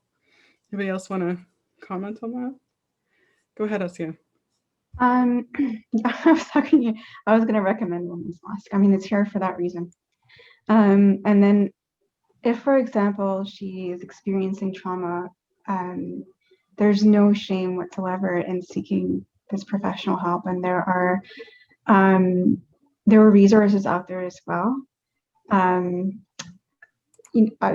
So I shared, so on one of our posts, we listed a number of resources, including the Women's Mosque of Canada.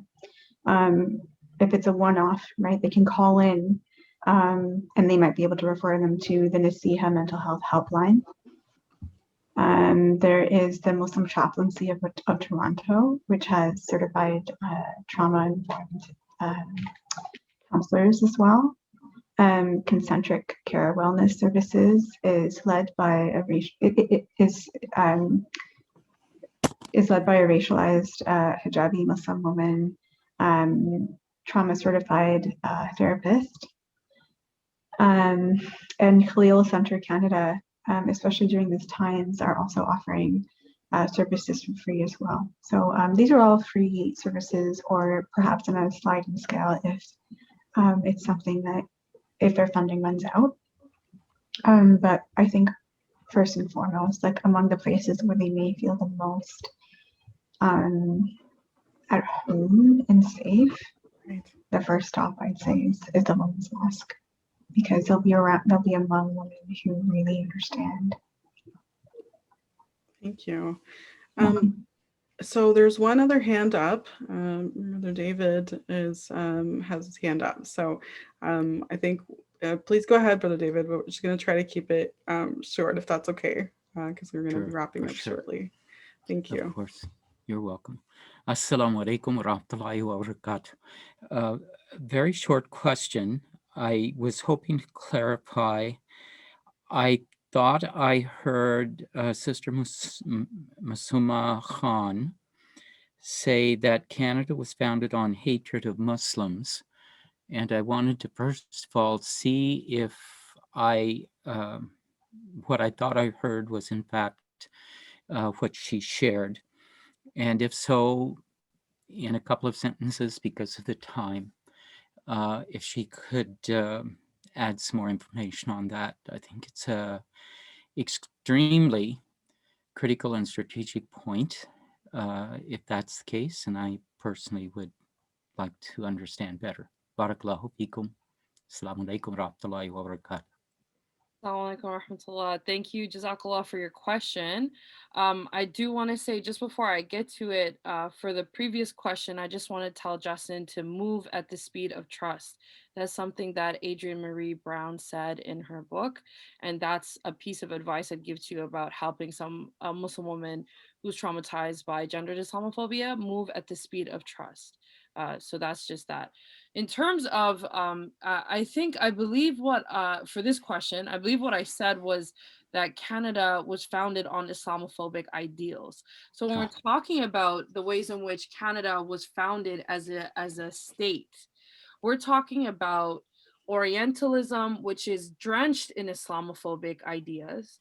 We're talking about colonialism, which is also informed by Islamophobic ideas, where the British and other European states are out to colonize and find new nations and find new lands and steal our resources and impose their way of life upon us. So it's within those kinds of ideas that Canada was founded and federated.